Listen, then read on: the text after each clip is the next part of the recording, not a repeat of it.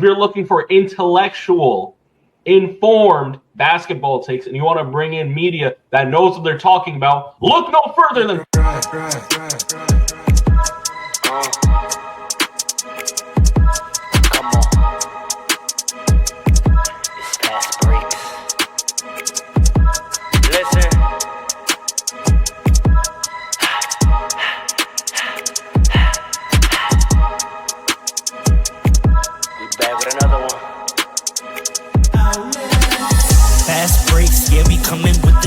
Never early, never late, but we always push the pace, yeah.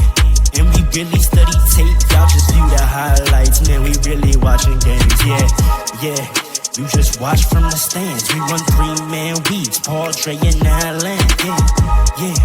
Way more than a fan, we got love for the game, we don't have to pretend.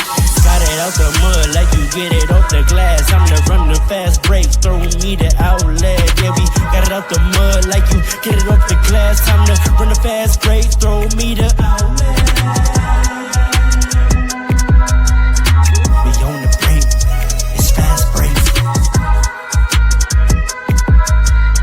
We on the break, it's fast break. Let's go.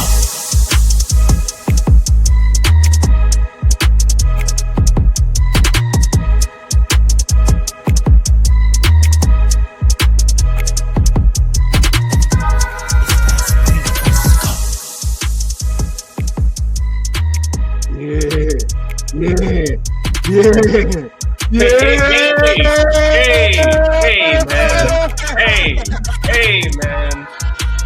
You go home. Where's the song? You go to the Knicks and Jalen Brunson. Where's the song? Let's go. We on the break, it's fast break. Let's go. Hey, turn this up. The people can't hear the Knicks fans in the. You can't hear me? On the podcast, man. We gotta be the loudest today. They can't hear me right now? Where's the store at? I saw that nigga go on skates and go on a one-way trip. He ain't never come back. Where'd he go? Where did he go? Man. Where did he go, man? Let me tell you something.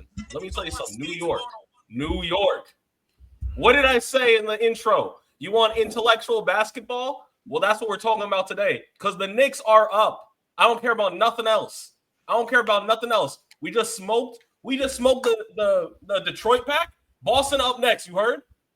I don't care about none of that. Look at Rose's face.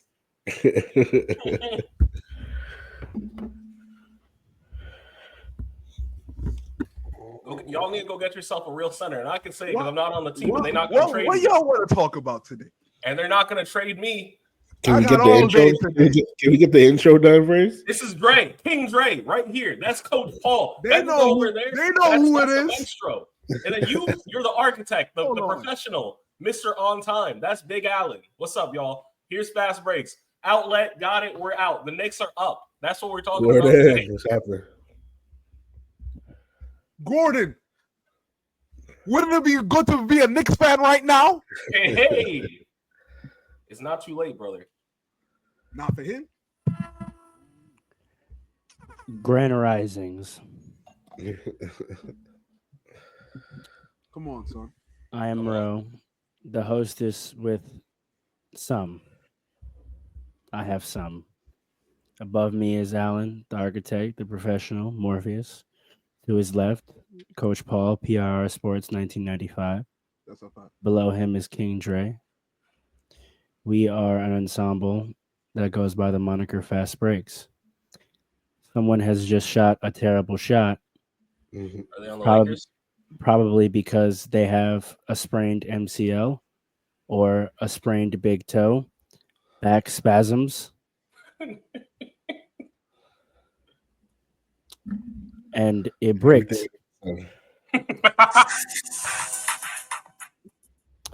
So there would be a rebound to get. If we have any big men on our Fast Break roster, we do. They could grab that board. Otherwise, Rudy Gobert will probably grab it. 24 boards. So I'm unsure of what I can call because I don't know if we've secured the rebound.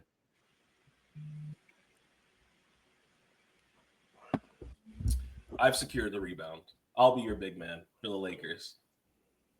If you kindly throw the outlet so that we can maybe get some points in transition, something easy, Gotcha. something simple. Gotcha. But that would require us to be athletic. Yo. Let me give the people what they want. Do your best. Oh,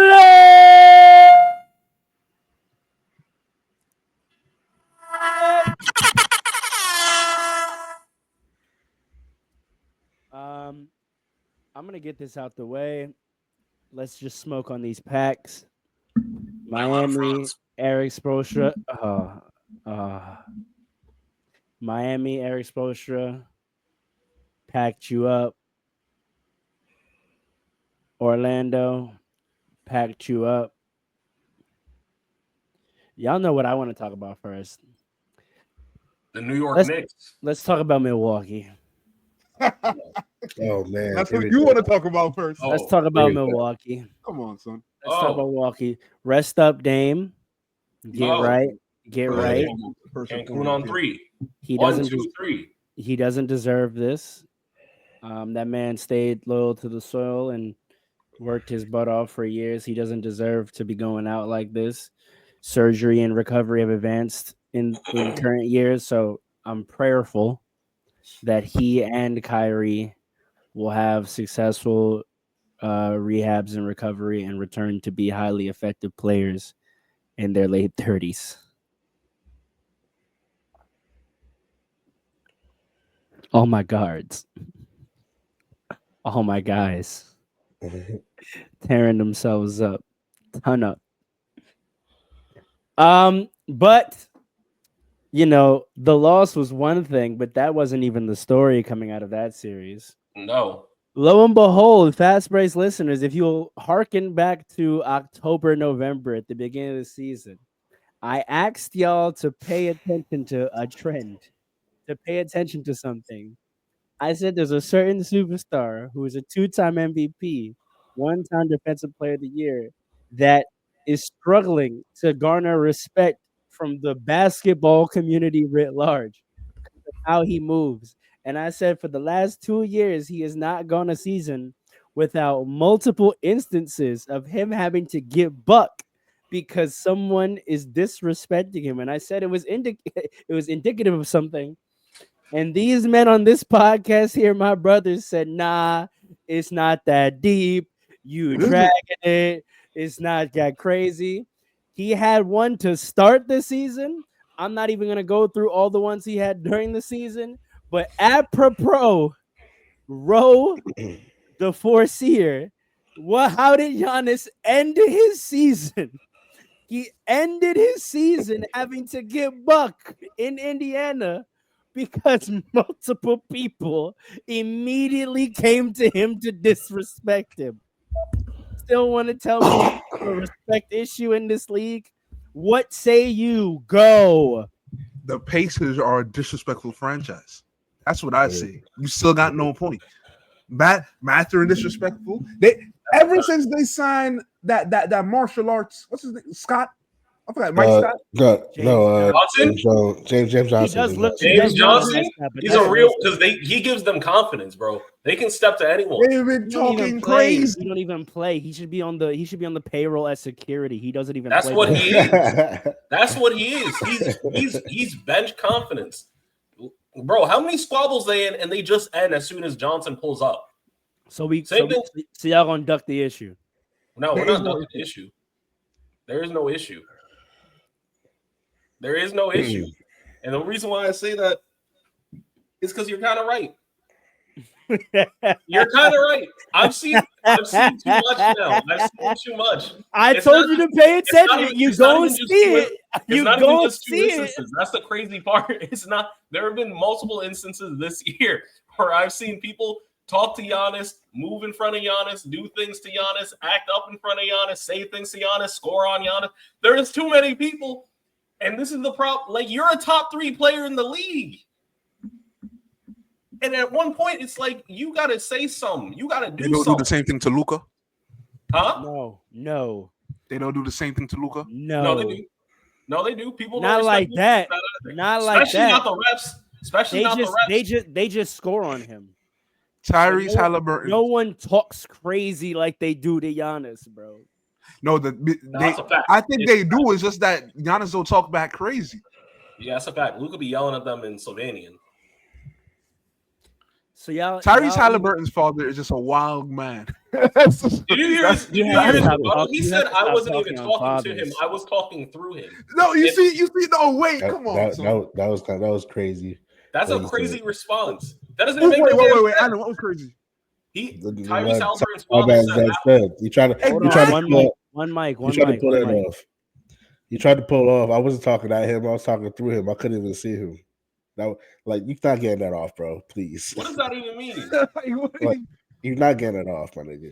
I was speaking through him. So y'all gonna duck. Y'all gonna continue to duck with all this evidence because you don't want to address this.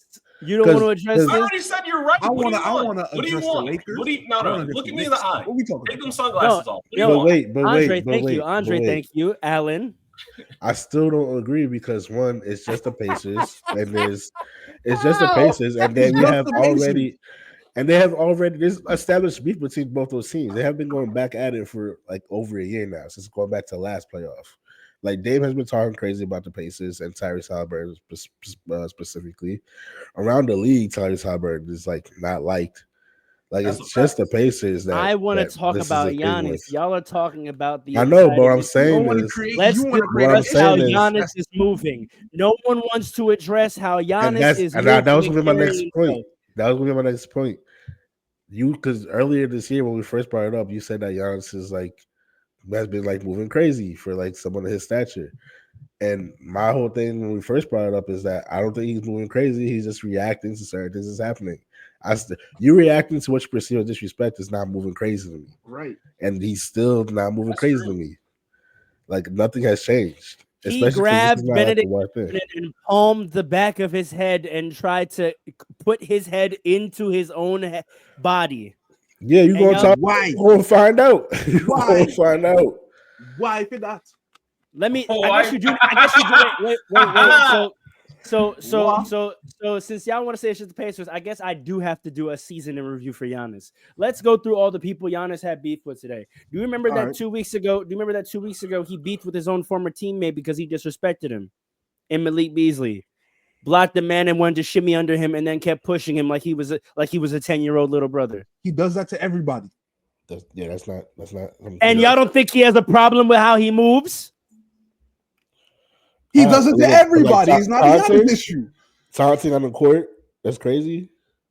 That's not a Giannis. There's a difference. He does it to everybody. There's a difference between taunting and sunning. And y'all know hoop. Y'all know the difference. We could talk shit. We could go back and forth. You don't sun me.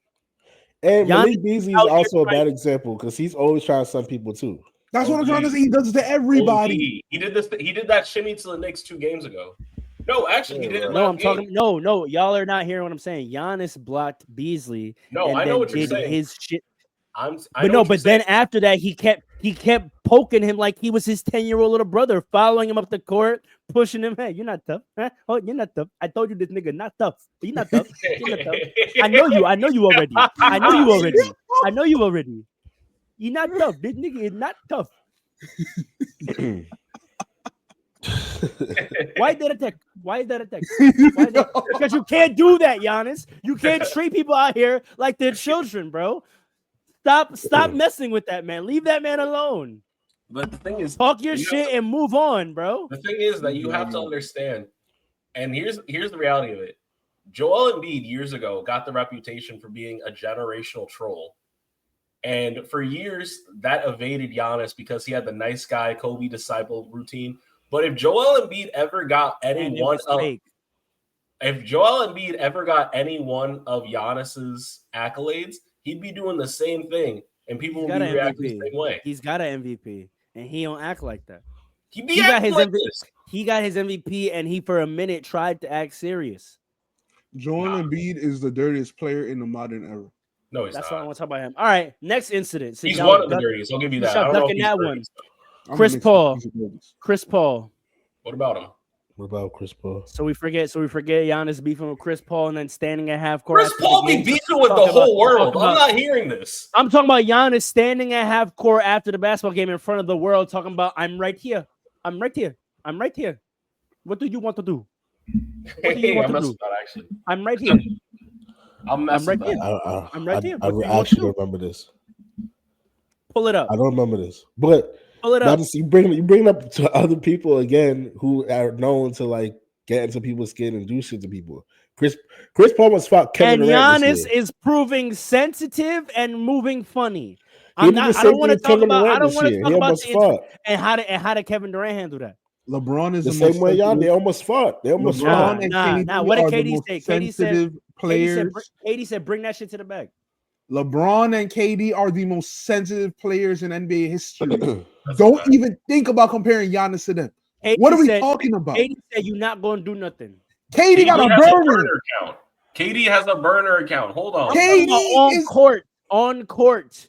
KD doesn't deal with it on court. He goes talk shit about you. What does that have to do with on court? What does it have to do with on court? That's soft. He got a burner to talk trash. What does that have to do with on court?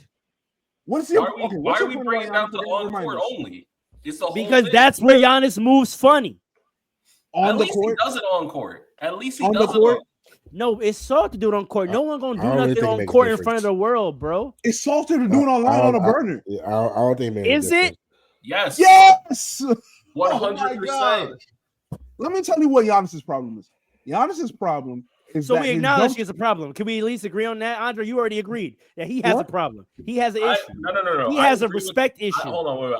I agree with the fact he has a respect issue and the fact that people don't be respecting him. I don't agree that it's a Giannis problem though. I don't know if it's necessarily him doing it. I can agree to the fact that people are disrespecting him and he'd be acting crazy afterwards. What other explanation is there if it's not based on his behavior and his persona? Giannis's I don't know what it is. Hold on. My thing's moving weak. I'm a log off. Yeah, there's a delay. Lower your all right, whatever. Anyway, Giannis's problem is his jump shot. That's it. If he had a more reliable jump shot, the team will be better. Listen, you gotta understand. Wait, no. Let me finish. But you're talking about you don't know where I'm going. You don't know where I'm going. All right. Giannis, because of how great he is always considered to be a favorite in the NBA and a juggernaut team. The Bucks are considered a juggernaut team, no matter how bad they are. By who? They are still considered they're one of the great teams. They are. So now listen to what I'm saying. By who? The players. So let me say this, right? They see a moment of weakness with this great player. That's why the Pacers bucked up like that. They wouldn't buck up like that if they were the number one seed. And I'm saying if his jump shot was better, more consistent, and shows up in the playoffs, you say he's the greatest playoff performer ever. He's not, or one of the greatest. He's not. I said he's the greatest playoff performer in the game today. No, he's not. I don't think that's true. No, he's not. And I should have said something earlier, but I wanted to see if his jump shot was going to disappear like it usually does, right? Except for that 1 year when he won the chip, right? His jump shot faded away. He became easier to guard, and the team became easier to guard. Not saying he needs more help, but yes. And I'm not saying that they couldn't have gotten him more help, but regardless of the help, in 5 games he averaged 33, 16, and 7. That's fine. And what are you talking about? What are you talking about to me right now? LeBron James in 2014 had a lot of great stats. He was easier to guard. They built a wall on him. So Giannis became easier to guard this year and last year and the year before last, right? Injuries, whatever. And because of that, teams are like, oh, they could be had. So now teams are like, I am going to I am going to go in and say everything that I've been wanting to say about this team to this team and go at this great player and get on his nerves because there's an opportunity to do it. I could say I took down Giannis and irritated him. That's what it is. It's not anything different. Nobody disrespects him more than they disrespect anybody else in the league. What are you talking about? That can't be true. Think about the things that Anthony Edwards was saying to all these I already players. know Andre doesn't agree with that. Alan, do you agree with that? That the disrespect Giannis gets is commensurate with his peers? Yes, because of the people specifically you're talking about. Of course, with I'm the Chris telling you. Pauls, the Malik Beasleys. Like those guys go online and talk. Well, not Chris Paul, but Malik Beasley. We have seen things happen. We've seen Giannis involved in moments that we have not seen any other star player ever involved in. What are y'all talking They're about? not that serious. But that doesn't mean those players. That doesn't mean like he's getting disrespected more than those players. He might react more, or he might just see the reaction. So maybe other guys are just more cool about it. Come out. So then it's one of the other.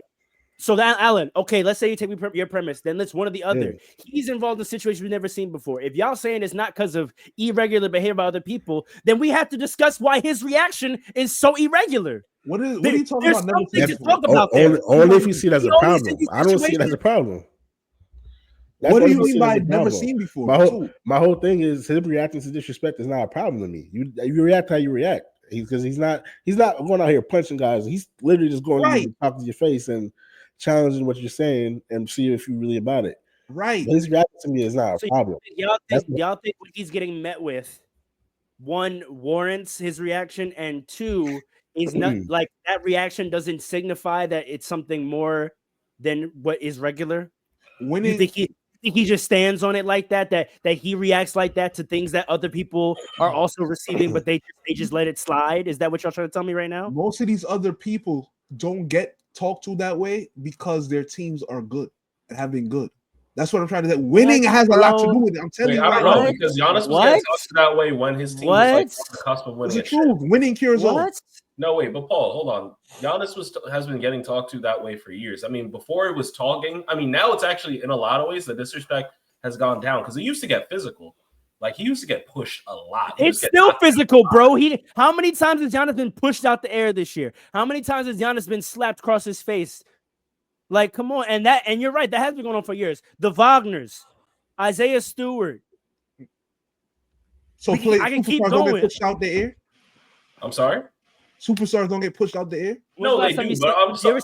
When's the last time you see LeBron get pushed out the air? You know the thing. When's the last time I see LeBron get up high enough to even get pushed out the air? I don't know. I think one thing is also like with Giannis. You ever see Anthony Edwards get pushed out the air? Anthony Edwards? No. Yeah. I've seen him get pushed out the air. Not out the air. I have seen it actually. Yes. You've seen him get pushed out the air? I don't recall. I've seen him have hard falls. If you're gonna cap, bro, I'm not capping. Come on now. Okay, wait. No, he fell awkwardly. It wasn't pushed. He fell awkwardly. That's what I'm saying. Giannis routinely gets pushed out the air. Isn't that a sign of respect? No, because you can injure somebody like that. That's disrespect. You could hurt somebody for real. I don't think the only way I could stop you is pushing you out the air. No, that's disrespect. That's what you say to talk shit back after you get pushed out the air, but it is not actually respect. It is a disregard. It's a disregard. It's a disregard for your well-being. Who puts it? Was it the Pacers that did that? Because you know the Pacers. No, I just named you 3 people that did it over the course of years. They've all done it multiple times, and I could keep going. I'm just talking about this season. Both Wagners did it to him this season, and they're repeat offenders on him. And Isaiah Thomas literally pulled his jersey while he was in air and slammed him on the ground. Isaiah Thomas? Isaiah Stewart. Look who you're talking. Yeah. No, Isaiah Stewart ran after LeBron with a bloody mouth. The Wagners, they like that. The Magic are like that. I said the Wagners. Are the Wagners like that? Yes. They are. The whole team is Rough Riders. They get physical. They're known as a physical team. Yeah, that's the thing. So we're talking about every example you got is a bad example. We're saying whose behavior invites that. The thing is with Giannis, he plays so physical. Like, I'm not gonna front. If we went back and watched Shaq tape for real, I'm sure guys were trying to do this to Shaq, absolutely. but it just didn't work because he's stronger than them. Exactly. I don't know if Giannis is at the same physical level. No, that happened to a certain point, and then he got fouled hard. But Shaq, when he was young, he got tried twice, put it to bed, and no one ever tried him again. How did he put it to bed? Let's talk about it. How did he put it to bed? Once and for all. Oh, for all Allen is talking about how I'm having no problem with Giannis's reaction. Clearly, none of that. It's all wolf tickets. It's all wolf tickets. It's all wolf. No one believes him, bro. Did Shaquille get violence? Yes. Okay, let's get to it. I've been thinking this, but you didn't give me a reason to say it. You want Giannis to punch somebody in the face. Yes. No, I don't. I That's want Giannis, the only solution to what you're talking about. I don't want anything for Giannis. I'm trying to get to the bottom of a trend that people seem to be ignoring, and no one wants to acknowledge that this is weird, bro. It's not that I weird. don't think this shit is weird, bro. No, because it's always him, and it's always shit we've never seen before. Because he's the most physical player. Listen, he's the most physical player in the league. He gets compared to Shaq, and you're right. And what I said before holds true. People tried Shaq, and it just didn't work at a point. Paul, low key, I think Giannis does have to swing on somebody at some point. No, that's the only solution to what Ro's talking about. I think that's what has to happen. Okay, but here's the thing. At some point, he's got to be like enough. But Paul, I'm not advocating for. I just want there to be acknowledgement. So maybe that is what's the the solution. nigga on your shirt say about that this? to be. Wait, hold on, Paul. Maybe that is the solution. But for it to be a Look at his solution, shirt. That's the answer. Hold on.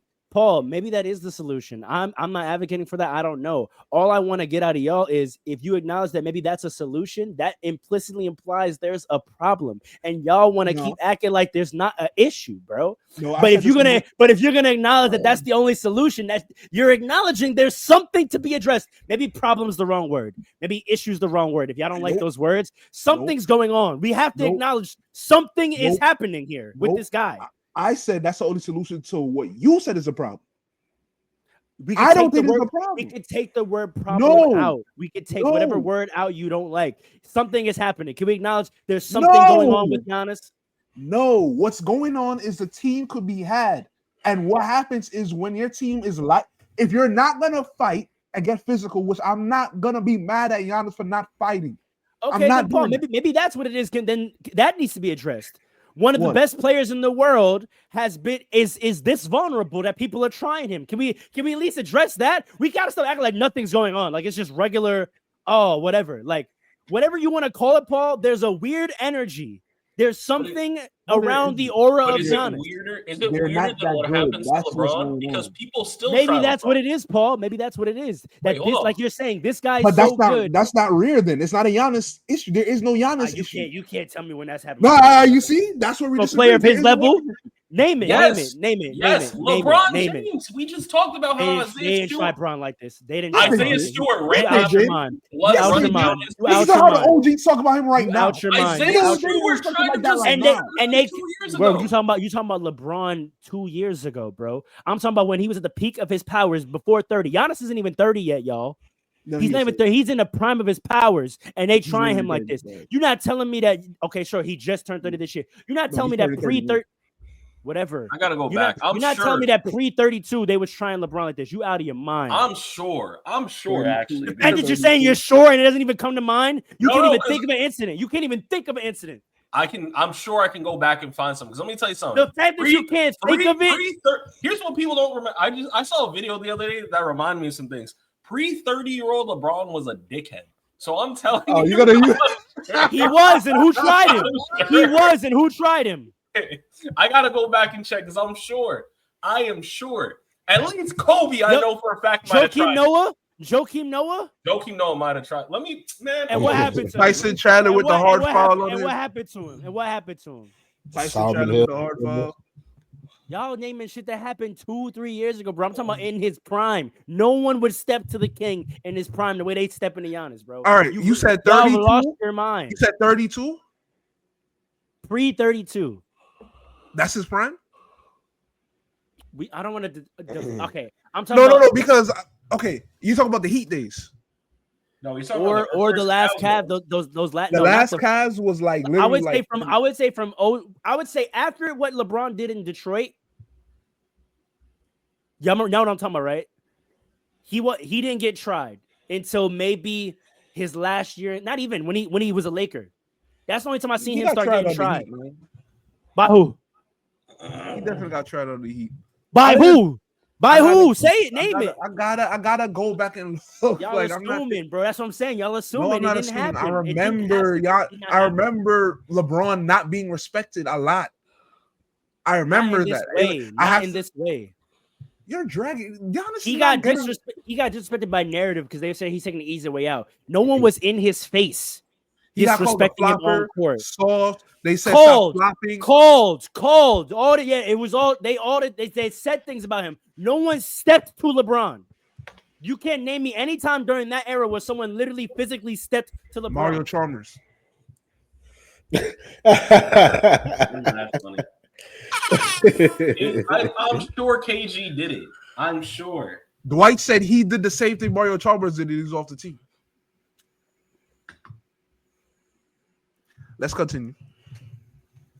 All right, so y'all gonna continue to duck this. Ain't nothing to duck. When we come back, no, Andre, thank you for being objective and at least acknowledging there's something.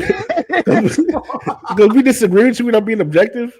Because listen, we could disagree with Alan. I think I like your take that it's not a problem because I don't necessarily need to stand on it's a problem, but we can't act like there's not a trend here and there's not something going on to act like what we're watching is regular is not objective to me. You can't sit and watch one guy consistently be in very odd scenarios involving disrespect. Very odd.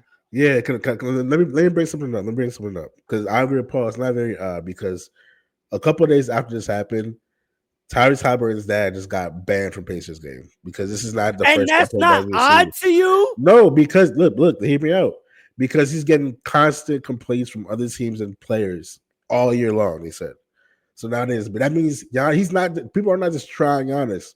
That and other names I should bring up who are constantly having trouble with other players.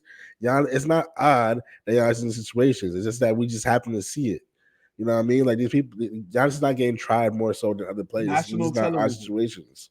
It's not odd situations. Like if Tyrese Halliburton's dad is getting this much trouble with the man's not allowed to watch his son in the playoffs anymore. For as much as you want to say Halliburton's dad, sure. If you want to say Halliburton's dad has the behavior of this issue, tell me the other player he did that to. I don't know, but I'm telling you. It didn't happen. The Pacers said he has gotten multiple complaints from other teams and players. Multiple, yes, it did happen. Along. No, so that doesn't mean that exactly happened. It means his behavior has been problematic before. Oh my gosh! But that behavior, you're being disingenuous. But wait, y'all are trying to strip the context. Like, I'm not talking about specifically what happened. I'm talking about specifically what actually happened. Because y'all are like, oh, we saw that. Because that behavior is visible, which is part of how disrespectful it is. You talking slick on the side, out of the view of cameras, is a different behavior than in the middle, right after the buzzer sounds, running to mid-court and popping shit in a player's face. I'm talking about that level, that specific. He hasn't done that to no one else because we would have saw it. We would have saw it, right? They lost. But it gave him an opportunity to do it. He didn't have an opportunity to do it. But the trend in his behavior showed the trend in his behavior showed that he would have done it to somebody else if it was a situation. Oh, wait. Hold on, Paul. How did he not have the opportunity to do that any other game where he was courtside? Playoffs. Series ending game is different. Heightened intensity. If he did that every game, then he would have been banned a long time ago. But what he did was other things that he could get away with. This is the Pacers' first time in the playoffs. This is the first time that the Pacers played the Bucks and lost. Wait, no, that's not true. They played last year. Right. So stop talking to me. So what are you talking about? He didn't have another opportunity. What are y'all talking about? He did it last year too, then. No, he didn't. Now you're just gonna make it up. Last year too. Now you're just gonna make it up. He wilded out. He wilded out last year. You're just gonna make up shit. Now you're making up shit. Hold on. Oh, you're trying to isolate an issue that's clearly part of a trend. The same thing you're saying about us with Giannis is what you should be saying about Tyrese Halliburton's father. There's a trend there. What he did is not uncommon for him. Just because he went on the court, that don't mean. Why you acting like that's so different? I'm done, bro. Why you acting like that's so different? What I'm gonna say about his dad is, why are we talking about his dad? If they banned him for like doing this because other people are complaining about him, he's not just talking slick. Like players and teams can handle that. There's clearly something more that he's doing. But it's still not whatever that was is still not this because we would have saw it because this is visible. You're acting like that does not add a texture. You're acting like you're not. That's not true. Now you're assuming. Now you're assuming. How is that not true? Because we saw one issue, that means you would have saw all the other issues that are similar in vein? No, that's exactly what I'm pointing out. This is different than any other issue, precisely because it was so. I'm about to explain why. Precisely because it was so public and visible. The public visible nature of it makes it distinct. And that's what I'm saying. Tyrese Halliburton's father, he was a thing. You think he was thinking about the fact that it was public and visible? That's just who he is. It so camera. So the disrespect that you're saying that he's leveraging to Giannis is not a Giannis thing. It's not like he's looking at Giannis and saying, "Oh, let me disrespect this guy because he's Giannis, and I don't like how he moves." Bro. If they were playing the Celtics, the Lakers, wait, real quick. If they was playing the Celtics, you would think he would have did that to Jason Tatum? Fuck anyone on the Celtics court. You see, that's ridiculous. Are you crazy? Yeah, that's crazy. Are y'all nuts? Are y'all nuts?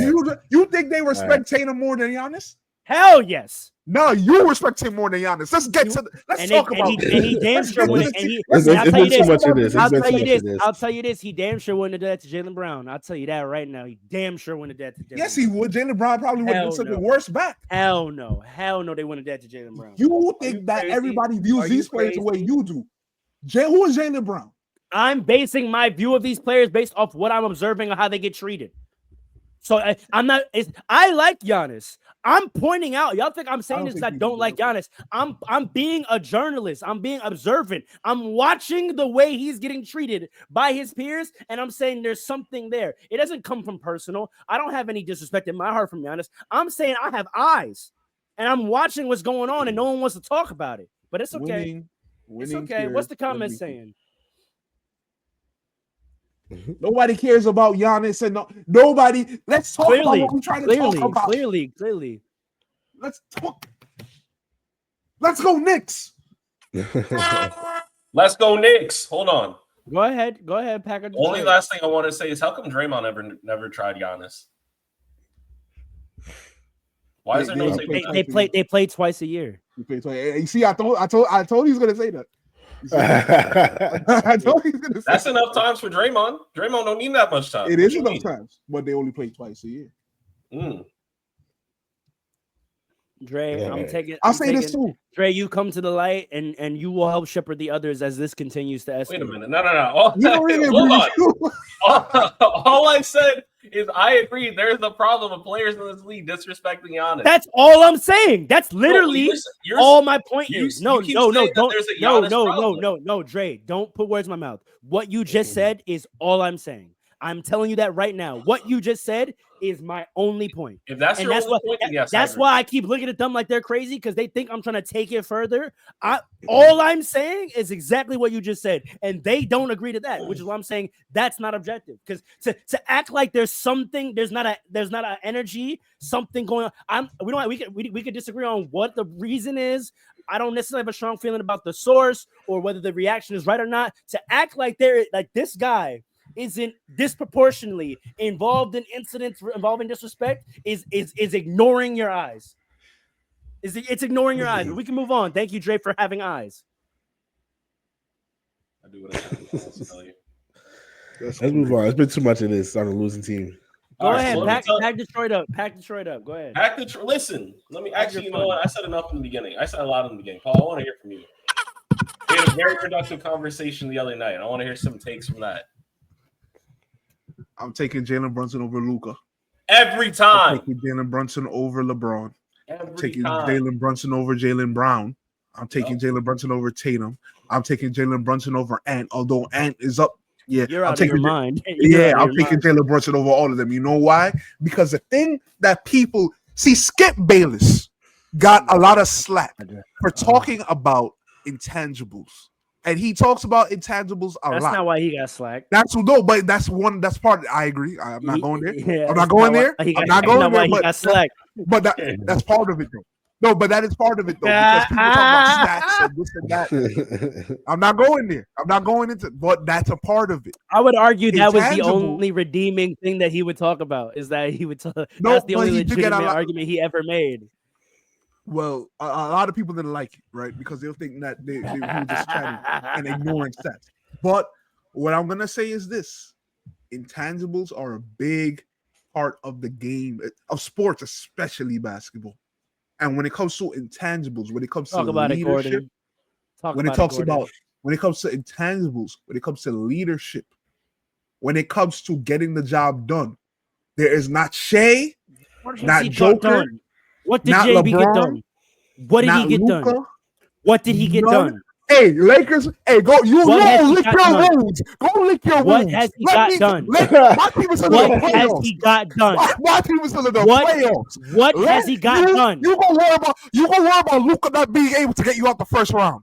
What has he got done? You gonna lick your wounds. Did more than Luka. Did more than LeBron. Let's go. He's won chips and been to finals? I didn't know that. Listen, he did more than that this year. What have you done for me lately? What have you done for me lately? I didn't know that. Don't you wish you had Jalen Brunson? I'm pretty sure Brunson's Don't you wish you had Jalen Brunson? I'm pretty sure Brunson's only time. Don't you wish you had Jalen Brunson? Go lick your wounds. LeBron should even build the Lakers. Let's talk about it. I'm pretty sure Brunson's only time. Let's talk about it. LeBron's off to Dallas next season. Don't Andre, worry. Imagine being a New Yorker and not being happy after seeing that shot going. Imagine being from Brooklyn, New York, and being mad because the Lakers lost. I couldn't. Let's really talk. I'm pretty sure Brunson's only time getting to a conference finals was with Luka. No. What? Oh. What? Say that again. I'm gonna hear I was celebrating. Nah, because you kept talking over me, so I said it and it's done. The comments heard it. No, you talked over me. No, he said, he said the only time Brunson's been to a conference finals was with Luka. Yeah, and he's going there again this year. Going there this season. So what are you gonna say when he goes there this season? Knicks and 6. You want to go predictions? You want to go predictions? Knicks. There is something special going on in New York City. Listen, hey. Different. Before you stay on my head top, remember that it's Celtics K and I put Red Auerbach in the pack. So don't act like I'm on the other side of that. Whatever. Wait, no. Whatever. You got our sunglasses after Jalen Brunson put on. He just did what Jordan did. Yeah. Oh my God. No, he did. It was literally the same. He did play for play. He did play for Jordan play. said in the NBA Finals to win the chip. To win the chip. Y'all talking about our first round against a team that's going to get there before. And when we get there, he might do it there. Y'all guess everything. I can't deal with it. That was one of the most clutch shots you've seen in a long time in the NBA. Oh my God. That was one of the most clutch shots you've seen in a long time. It wasn't even more clutch than Luka's shot versus Gobert last year. That was more clutch than Luka for you this year. You said in years. Luka's regressing. You said in years, no? You said in years? So how can I point to last year a bigger shot than that already? 1 year. Why was it a bigger shot? Why was it a bigger shot? Conference finals. Exactly. But look at the difficulty of the shot. Look at the timing of the shot. It's different. I understand your point, but we can make an argument. Talking about first round, brother. You couldn't even make it out the first round. Look at the shot. Look at the shot. You have to bring it to me. I'm talking about the argument y'all made. Stop bringing up the Lakers. The Lakers are out of here. Look at the shot, though. The shot itself. A wide open pull-up three? He has to get himself wide open. Yeah. Great move. Great snatch. Great snatch. Hold on. Great snatch. Oh, my gosh. Beautiful separation. 1-2 step into a wide open three-pointer. Great move. Y'all tell me that's more defender. Luka did that to Rudy Gobert. Oh, so now Rudy's not a good defender. What I've been saying on the perimeter? We've been saying on the perimeter? We're not going to let you turn this around. On the perimeter? No one was out there. You're trying hard. You're trying very hard. You're trying very hard. No one was out here. Y'all are mad funny, bro. All I'm going to say. Was out here. I'm sorry. Can I say this? Nobody was out here defending Rudy Gobert's defense. We were all talking about what a No, I said he's a good defender. He's a good defender. So we didn't for a year and a half. Y'all wasn't trying to. For a year and a half, y'all wasn't trying to tell me about how he's an advanced statistical darling. He is an advanced statistical darling. When I said that, I said that to tell you why teams like him. We wasn't defending his defense. I'm just trying to say he's a good defender on the paint. He's a good paint defender. Y'all know we have this recorded. Yes, I know. Go back. No. You act like, wait, time out. You can't say that no more. You act like we don't have things recorded. I realize you be lying on this podcast, bro. Last week, No, let's do it. Let's do it. Let's pull the last tape. Episode, Wait, we holding folks accountable. Wait, before we start, no. Alan, I just want to be clear. Is this an open forum for accountability or just me? No. Just you. Oh, okay, all right. Okay, all right. I remember last week you talking about how we don't want to play the game. We don't want to play the full game. Listen. I make all the clips, so I review the tape every week, brother. Every week I review the tape. We don't want to do you this. mentioned how you was talking about how Anthony Edwards was one of your top playoff prizes or whatever, right? Sure. You said that last week. I did. Wasn't you the same one the week before? Proved me right, didn't he? But no, the week before you did not have him on there. You was trying to convince me to take him out of my top 10. No, I did not. The week before, he's in my top 10. What are you talking about? I'm pretty sure you was trying to get me on Matter the of top fact, 10. me and Dre just had this conversation last night, and I pointed out that Dre's the only one who didn't have in his top 10. That's actually a fact. No, I remember you trying to get me to replace him with Anthony Davis. Nah, but then I put both. That does sound familiar. At the end of the convo, Alan, I said, you know what? That's a fact. I'm putting in, and I gotta put AD in, and I took someone else out. So the conversation ended with us both having in. So what's your point? There's no list that's respectable without on the top 10. That's all I'm gonna say. Is he not on my list? Is he not on my list? I can pull it up right now. He's not on the top 10. You can pull it up if you say it's on your list. That's fine. But I remember you trying to get it off of my list. Trey, did we not talk this literally less than 12 hours ago? We did. He's on my 12 list. hours ago. I'm talking about 2 weeks ago. I'm saying I'm saying less than 12 hours ago, I pulled up the list because Dre was trying to tell me he had Ant in it, and I literally pulled up the list that I made contemporaneously during that pod, and he's the only one that didn't have Ant in his top 10. Who did I have in there again? You told me last night. I'll pull it up right now. Give me 30 seconds. Knicks and 6. And this is why I said, are we doing accountability for everybody? Because I wasn't even going to bring that up against Dre today. But let's talk about it. Let's talk about it. That man didn't have it in his top 10.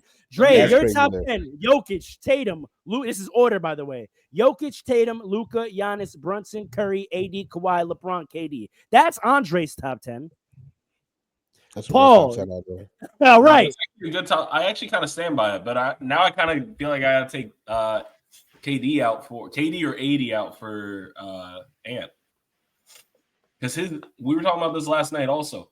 His development has accelerated to the point where, like, I said this. More accountability, adoption of takes. Let's talk about adoption of takes on this podcast. You did say that. He did. I remember you saying that. Thank you. You didn't open a can of worms with accountability, Alan. You didn't want to do this today. Listen, I'm not running from the small guy there. I did say that. I did say all of that. But I'm going to say this too. I did not expect him to develop during the course of a 5-game series. I did not expect him to get that much better in only 5 games to figure out the Lakers quickly and become an immediate threat. You said this last night, that his gravity was such a threat to them, to the Lakers, which is a problem that has not existed for him. I mean, it's existed, but not to that level throughout the season. It's gotten better. Matter of fact, Alan, how dare you try to say I wasn't running for Ant when I'm the only one who put on my first team All-NBA this year? Let's talk about accountability. I'm the only one who put Ant in the first team this year. That's a very different thing. He led the league in threes, and y'all don't have him in the. Come on, man. I'm the only one who had Ant in the first team. I wasn't saying you ran for Ant. It's not about running for Ant. It's about you and I. If I'm wrong, I'm wrong. But I thought you didn't put him in your top 10 because you was trying to take him out of mine. How could I? If I'm wrong, I'm wrong. I got no problem admitting when I'm wrong. I'm the only one. Listen, I might have went back and forth with you debating it, but at the end of the day, I said yeah. And prior to that conversation, I clearly was feeling that way because I'm the only one who put him in my first team. If I'm wrong, I'm wrong. I can admit when I'm wrong. So you're not all the way wrong. You're not all the way wrong. You're not all the way wrong, Alan. Tell me nothing about accountability. I can always admit when I'm wrong. Listen, and you know what? That's a fact, and I give you credit for that. You do that. And that's why I'm gonna validate you. You're not wrong per se. We had a back and forth about it where I wanted to talk about it in terms of what the others have done, but we ended in agreement as we usually do, Alan. That's why I can't believe you don't bring me smoke. Listen, you kind of got me tight when you was talking about some all this line and all that yada. But it's all good. Now I feel that I like where you stand on the Giannis topic, like I said, but I just feel like to not acknowledge whatever. It seems dismissive. You still I'll use that disingenuous, word. bro. You still disingenuous because you talking Let's about, do it. now he's a Let's good do it. defender because Let's do it. nobody Let's said do it. Rudy Gobert is a good perimeter That's defender, which what is where that's Luka, That's a fact. which is where Nobody said Luka, that. nice stuff. Nobody Rudy said Gobert. that. Nobody said that. I said he's a good interior paint defender. That's it. But Question. Anyway, So y'all telling me that being covered by Asar Thompson, a rookie, was greater defensive coverage than Rudy Gobert? Yes. No. I'm at the way No, you answer that question. I want to hear what you got to that. say about that. Undoubtedly. You tell me. That's a good question for you to answer. Asar Thompson is going to be one of the best defenders. He's not the best defender. Going to. He's going to. Right now, he's one of the best. He's one of the best perimeter defenders in the league. Right now, currently. It's the playoffs and he's a rookie, bro. He's food. Let's be real. He's not food. That's the problem. That's what I was trying to tell you. Food is gassing. He's not food. He's not food. He's not food. He's food. Jalen Brunson made him look like food because he's top 5. Which he should do. I'm agreeing with you. I'm gonna be honest. Jalen Brunson, I've seen Jalen Brunson make veterans look like food though. There are a lot of guys, which is why a rookie is more food. Jalen Brunson, he wasn't, but no, he did a good job though. He did a good job. He was out the camera frame. I'm not talking about that. Okay, so we're gonna ignore the possession before that, directly before that, where he actually got a stop and caused a shot clock violation. Strict Brunson. Stopped his, blocked his shot. You're gonna ignore that? Daylights out of him. JB had to get him back. He's a good defender. Did a good job. Not because he was a rookie, but because like at NBA standards, he did a great job. I think he was better on Jalen Brunson than Dennis Schroeder was. I think if you ask Jalen Brunson who would he rather have defending him on a clutch situation, a rookie or a vet, he's gonna take the rookie no matter how talented that rookie is every single time. I don't think so. The moment's too big. The moment's too big. So. I'm I not think if the option is Rudy Gobert versus Asar Thompson, he's taking Rudy Gobert. That's a fact. He's gonna smoke Rudy. If you disagree, everything you say about Rudy Gobert goes out the window, and we bring back the accountability test right now. If you disagree, I would agree. There you go. I'm still gonna stand on context. It determines greatness. You're not gonna tell me a first round game winner is a greater shot than a Western Conference Finals series winner. Mind you, series winner. That was also a series winner. Sure, in the first round. It's the first round. So, for you to here's why it matters. Because I listened to the last week and a half of all these NBA pundits, all these allegedly smart people, all these Instagram. Oh, here comes the woe is me. No one believes in us. No, it's not woe is me. It's not woe is me. No, everyone disrespects us. No one thinks we're good. No, forget that. I even heard Knicks fans talking about Lakers hate for clicks and all of that. It's New York versus the world. Oh no, I'm not saying all that. I'm telling you, I've heard an overwhelming amount of negativity saying, "Oh, it's the fluke. Oh, it's the Knicks. They're not going to worry about. Pistons going to get them out of here." We beat them the first game. No. All year. We beat them the first game, and the in the media. ESPN said, "Oh, not around the playoffs." You stole a game when we're the favorites in the series. That doesn't make any sense. I've heard Kate Cunningham was the best player. I'm tired of people talking about, "Oh, they weren't this, they weren't that." Now I want receipts because y'all are gassing it. Who said that, bro? Chris Russo. ESPN. I think Shaq is big. Mad people on ESPN. Inside the NBA, as a New Yorker, you're not in tune to the Knicks. That's your problem. I'm not delusional, and I'm not searching for hate. I'm not searching for it either. It's finding us. You just don't care. You were paying attention to the wrong team, the Lakers. I'm paying attention to the New York Liberty. It's preseason.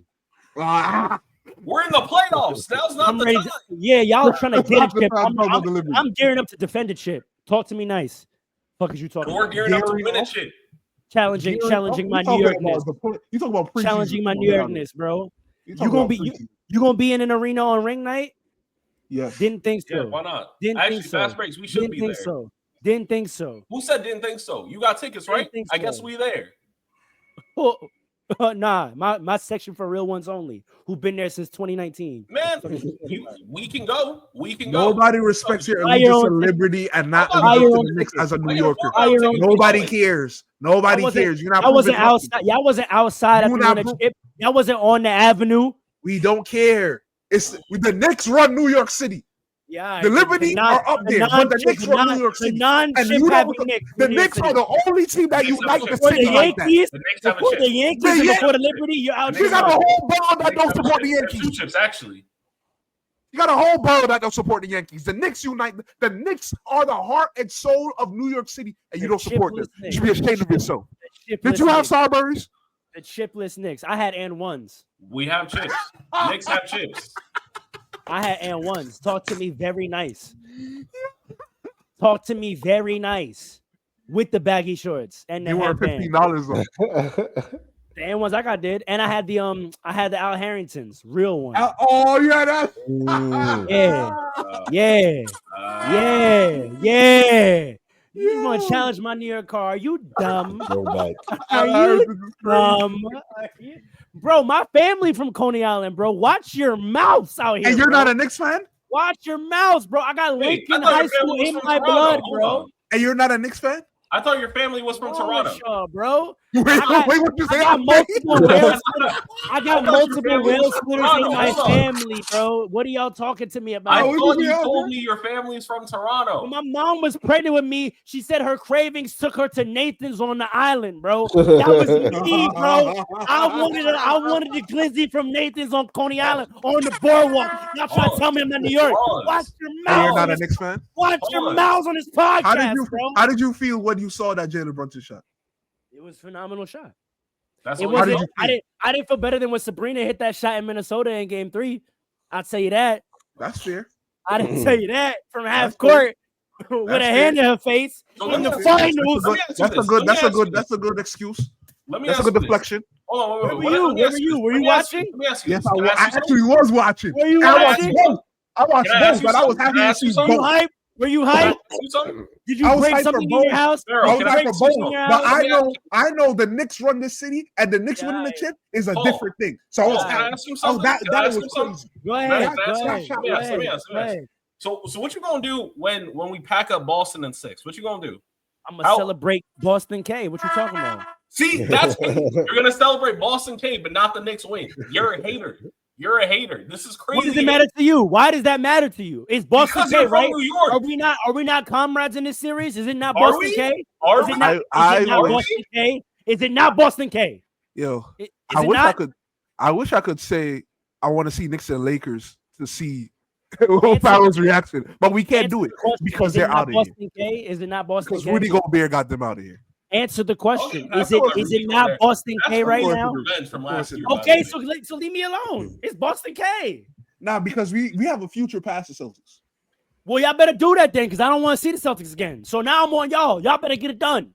That's a fact. Y'all better get it done. Get them out of here, bro. That's actually a fact. If the Lakers ain't winning the chip, y'all better not let the Celtics do it. Get them out of here, bro. That's a fact. We got you.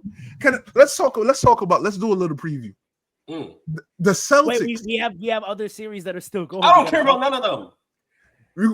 Hold on. We have 2 Game 7s in the first round coming up. We're not skipping that to talk about the next man series, bro. I wanted to talk about those last though. Yeah, that's a fact.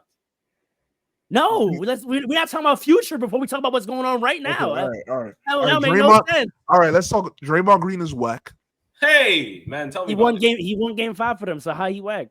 Draymond Green is whack. Number 1. Number 2. Nah, explain what you mean by that though. What do you mean by that? The problem with the Warriors is that Draymond Green doesn't want to score and he's not a threat. So if they could throw zone at them, they could double Steph Curry. Draymond Green is out there looking for other people to pass to, like he's still playing with KD and Clay. So he got to change. He got to go back to what his role was when they won their first chip. Name a player who, as they aged, became more of a scorer. I'll tell you this. Can you name one? No, but I'll tell you, there are players that became better shooters, and that's what he needs to do. He needs to shoot. If you can't name a player who's done what you're asking him to do, you don't think that's unfair? I need him to shoot. You don't think that's unfair? To ask him to shoot? You said he needs to become a threat and a scorer. Well, he needs to be let me say a shooter then. And if he makes a shot, he's gonna score. That's what I meant. Specifically shooter. There's no reason that Draymond can't hit a corner 3. That's what I'm trying to tell you. Or top of the key backpack 3 like he used to. There's no reason. Backpack 3. There's no reason Take the backpack off. No, like if Ron, wait, hold on. Can I just erase Nomad? You're categorically wrong. Ron Artest started his career as a scorer. He was one of the best two-way players in the league. He was religiously an all-star. So to think that he became more of a scorer late in his career shows that you started watching basketball in 2011. We say more of a scorer because low key LeBron became more of a scorer in the sense that he diversified. Hold on, wait. Let me finish my point. He diversified how he scored at a better clip. Not that he scored more points. So that's why I'm saying we got to define our terms. 28 points for his entire career. What are you talking to me about right now? I'm saying he became more of a scorer because he could score in more ways. He averaged at 28. A lot of them in 2006, he scored 25 points by himself in the fourth quarter against Detroit Pistons. And you telling me he became more of a scorer later in his career? No. What are you talking to me about right now? If you clean your ears and you listen, you'll get the full point. I'm asking you a question. Because I'm saying, are we saying he became more of a scorer by volume, or they became more of a scorer by adding different weapons? Because by that standard, LeBron became more of a scorer by adding different weapons, by weaponizing that three-point shot at a better clip. He shoots that way better now than he ever did before. So if that's what Paul's talking about, that Draymond needs to add another weapon and be able to do something more effective. Okay, so I use the wrong word. No, stop it. Paul, real quick. No. See? No. It's my fault. It's my fault. I used the wrong word. I'm just asking a question. No, that's not what I'm saying. No, I used the wrong word though. Score is it's shooter. He needs to be I can agree with that. Which we've seen players over time become better shooters. Sure, Jason Kidd. Sure. Mad players. Sure. LeBron. Sure. So the fact that he had a shot and lost it shows to me. I know this is gonna sound crazy, but it shows to me a lack of like work ethic in the offseason. It's not crazy. So how do you lose your? It's not crazy. I don't think you lose your shot? Because lack of repetition. Because as a player, and you're a professional, right? You're no longer a child just trying to develop your whole game. If you're a professional and you're in a winning situation, you work in the offseason on what your role is and to be efficient at your role, right? If I'm Kyle Korver, I'm not wasting an offseason trying to develop a step back jumper. What am I doing that for? My role, my contribution to success of my team is to me to be a catch and shoot guy. So in the offseason, that's what I'm working on. Draymond's role, the whole dynasty has been what? So why would it have behooved him to be trying to develop, to become some sort of elite shooter if his role was never to take jump shots on his team? Okay, I understand that, but the problem is that number one, that dynasty be done for years. Number one, number two, he won 3 years ago. Wait. He had a skill. And he lost it. It's not like you shouldn't be losing your shooting for the past 3 years. You're telling me that he looked at the roster and didn't think maybe I should get my shot back. That's crazy. No, I agree with Paul. No, because I think if anything, the Warriors have shown is that they're not going to sit idly by with the whack roster, and that's also got proven this year when they went and got Jimmy Butler. Like I would never still need him to shoot with Jimmy Butler there. But here's the thing: if I'm looking at it right, if I'm Draymond, I don't even think the front office would think, okay, we got less talent, let's just transform Draymond. No, we got to get more talent. Buddy Hield was supposed to be better than this. No, I get you, but at the same time, it's not like he didn't have the skill. He had the skill. If I'm Draymond, it's like go get more shooters. That's crazy. Don't come to me in year 14 when you turn me into this. Let's remember, Draymond didn't decide to become this. Draymond was a high draft pick out of Michigan State where he was a score first player. The Warriors turned him into this. So it's they didn't. Not to this level. They didn't turn him into a player that couldn't shoot the ball. Come on, you know that's not true. They turned him into a role player. They turned him into a playmaker and a defender. The nucleus of the offense, but they didn't tell him to not shoot. I'm not buying that. I think he didn't want to shoot. I think that's why he went for KD. Because he was like, I don't feel like having this responsibility. He's been on several podcasts where he talks about this. They told him not to shoot the ball? He's been on several podcasts where he talks about this. He said, my NBA career, I was a tweener. So he said the role that I had to develop, they gave me, I had to become great at to survive. If he tried to be a scorer first, even an offensive threat, his career would not have panned out. He's a 6'7" power forward. He could have at any point in his career just taken an open jump shot and it wouldn't have affected anything. He's taking it too far. He took it too far. Correct. Nobody told him he didn't have to shoot the ball. I'm not saying he needs to become like a top, top shooter in this league, but I'm saying if he can hit 2 corner threes a game, that puts the Warriors at a much better position. I've seen him do that all the time this season. But it's not all the time because he's averaging like 7 points a game. Thank you. Passing the ball to Stan. Not this year. Paul's not going to agree with that because Paul doesn't believe in differential offense. Hold on. They pass the ball to him in against the Rockets and they're double teaming him. They're closing out on him. He passes back to Draymond and Draymond's doing nothing, allowing the defense to reset. Passing the ball. You remember what Oscar Robertson said? It's not that bad anymore. Remember what Oscar Robertson said? He made a good point. The roster kind of sucks. The roster sucks. The roster does suck. But my one thing, I'm not saying I agree with Paul, but the only thing I would say, like don't make it like 4 against 5 out there, and that's the only thing. So that's what he's doing. It kind of leads to like what Paul is saying, but like don't make it 4 against 5, and that's tough when Steph is getting doubled and you gotta pass it right back to him either way. And the Rockets I know this is what Draymond would say. Draymond would say, I've won 4 times doing that, so the problem can't be me. Y'all can't try to turn me into the talent that we don't have. My role is my role, and it works when we have the requisite amount of talent. Just because we don't have the requisite amount of talent, you can't now put it on me to try to fill that gap when you've never asked me to do that before. They need more talent. They need more talent. That's why they have under the second apron, they got as much talent as they can get. They got to work with what they got. Not true. True. We're forgetting the key missteps they've made because they were perfectly fine in terms of the salary cap with the talent they had, and they made mistakes. Are we talking about not signing Clay? One of them you could say is Draymond's fault with Jordan Poole, but I would say that Jordan Poole, even after the teammate chemistry issue, found himself somehow in the doghouse of Steve Kerr, which there's another player with talent on the roster that is somehow in the doghouse of Steve Kerr. So don't bring the smoke to Draymond when the Warriors have pissed away some talent. They ruined James Wiseman, a number 1 overall pick. They gave Jordan Poole all that money just to trade him a year later. They didn't re-sign Clay. Look, they come on now. No, don't you're right. Don't put this on Draymond. Don't put this on him, man. But the fact of the matter is he's there. He had the ability to shoot. He no longer could shoot. It's hurting the team. And if he has a mentality of get more talent, I won 4 chips. I helped you win 4 chips when we had more. That's a whack mentality. What? But that's real. NBA. That's the NBA today. You can't win without talent. Look at the Celtics roster.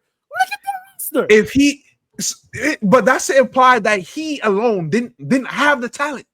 But what I'm saying is to make them real contenders. Look at the talent that is on the rosters of teams that are winning in the modern NBA, bro. Like it's a non-starter. It's a non-starting conversation. Wait. You're telling me, okay, here's the thing, right? If Draymond Green was able to hit an open 3 consistently, right? That would open up the offense so much more for Steph, for Buddy Hield, for D-Pod, for everybody. Okay, but what you're doing is playing fantasy basketball. I could take a player that is an important role player on every team and say if they were this kind of player, this team would be a winning team. Fair. So it's a nothing argument. If Jackson Hayes was an all-star caliber center, we wouldn't have chipped this year. Sure. I can't realistically go to Jackson Hayes and be like, hey, bro, this year just become an all-star center. It's ridiculous. But why can't you realistically go to a man that's could shoot the ball at one point and say shoot the ball next year? You're talking about a man who's in his 14th year who's lost ability. When you're older, you're supposed to be able to shoot better. But I'm talking about roll, bro. I'm talking about roll. I'm just saying. The past 3 years, it may not be. No, they needed to get players who can shoot. To your point, it may not be Draymond's fault, but if someone on that roster or on that team needs to be blamed, and if it's not going to be him, it's going to be Coach Kerr, who needs to go tell him you can go shoot that shot. I put it on. Listen, first of all, let's remember they had a management change, but it's not Bob Myers up there anymore. Team sport. That's true. We gotta talk about that. It's not Bob Myers up there anymore, and we've seen the decisions that have fallen out ever since he left. Let's talk about it. He got that last chip and said, I'm riding out on this high and I'm done. Ever since then, their roster construction has been shaky. We've all acknowledged that Steve Kerr has looked shaky. in his decision making, not even just with the Warriors, in the Olympics, his decision making looked shaky. You know how I feel about Steve Kerr. Right. So before we start talking about players becoming something they haven't been their whole career. No, nobody asked. Nobody did that. You're asking that of Draymond right now to become something not. He's never been. I literally said he used to be able. This is hilarious. This is hilarious. Listen, Shaky Warrior. Listen. He was a capable 3-point shooter at one point for years on the Warriors. You're not asking him to be something he's never done. Wide open shots. That's it. You're not asking much. Just hit a wide open shot. We're not asking much. What percentages was he shooting during those years? High 30s. It was not high 30s. Yes, it was. I'm going to pull up his 3-point percentages in his career because we're not. I remember looking at this. We're not going to do. Do you know what high 30s is in the NBA? That's above average. Do you know the average in the NBA is like 33-34%? Okay. He wasn't above average. He was a very capable. No, he was not. No, he was not. People forget. You are being blinded by the rare, really good shooting games that he had in big moments in the playoffs. It happened a couple times, and everyone was like, "Oh, Draymond can shoot." No, he had some good games. Like, no, he was. I remember watching almost. I'm gonna take the glass so I can read this. All right. He had 1 year where he shot high 30s. 3-point percentage. What year? 2015. Yep. His career 3-point percentages. His career 3-point percentages: 20.9, 33.3, 33.7. The aberration in 15-16 where he was 38.8. Then he was 30.8, 30.1, 28.5, 27.9, 27, 29.6. The year they won, 30.5. The year after that was his highest ever, which was last year, 39.5. And this year he's 32.5. He's right on his career average this year. So this idea that there's been some sort of miraculous drop-off, he actually was shooting worse later in his career. If you want to say he should get better, his percentages have gone up later in his career. So what are we talking about? Well, no, you said 2015. He was at 38. Yeah, but last year he was at 39.5. Right. So he is getting better. But what I was saying was the first big Warriors year, which was 2015. I said that, and everybody talked over me. I said when they went on that first year run, he could shoot the ball, and now they need it again. Also, I want to disabuse you of the notion of attempts that he's not shooting. He's shooting the most threes this year since 2017. How many threes is he shooting? 3.6. Oh, so he's just not making them? He's at his average. That's what I'm saying. Y'all are gassing it. He's at his average. He's making 1.2 of 3.6 attempts. Do you want me to go through the past years? The past years, he was 0.9 of 2.3, 0.5 of 1.8, 0.3 of 1.2, 0.5 of 2.0, 0.8 of 3.0. He's having one of his better shooting years of his career, and y'all are saying this. That's gassing it. Pharaoh, hold on. Wait a second. Last year, he shot 39%. I'm saying he needs more than 3 attempts. So, no, you're gassing it. Better shooting years. Yes, but look, we could look. He shot 39.5% on less attempts and less makes. He made 1 out of every 2 threes. Because they had Clay last year. He didn't need to make as many attempts. I'm saying the point he's making more and taking more this year, which is against both of your arguments. He's making more. How can he be making more if he has how can he be making more if he has a lower percentage? Because he's taking more. You understand how that works, right? Yeah, no, I got you. You said how many was he taking last year? One of two is 50%. Right. But 3 of 7 is like 35%. I'm making more threes even though I have a less percentage because I'm taking more. Is that what's happening this year? I just read it to you, bro. Last year he was 39.5, but he made 0.9 threes and took 2.3. So this year he's 32.5, but he's making 1.2 and taking 3.6. So let me tell you something. Let me say this. He's taking more and making more. Let me tell you something, Farrell, right? You're talking about his career and this for the most of his career, right? Because his podcast has existed for a minute now, right? Sure. For most of his career. I have said the same thing. So throughout his career, the record doesn't support what you're saying. He has not prioritized 3-point shooting enough. And when they got Kevin Durant, I think he got lazy. That's why there was a big drop off in shooting the year they got Kevin Durant.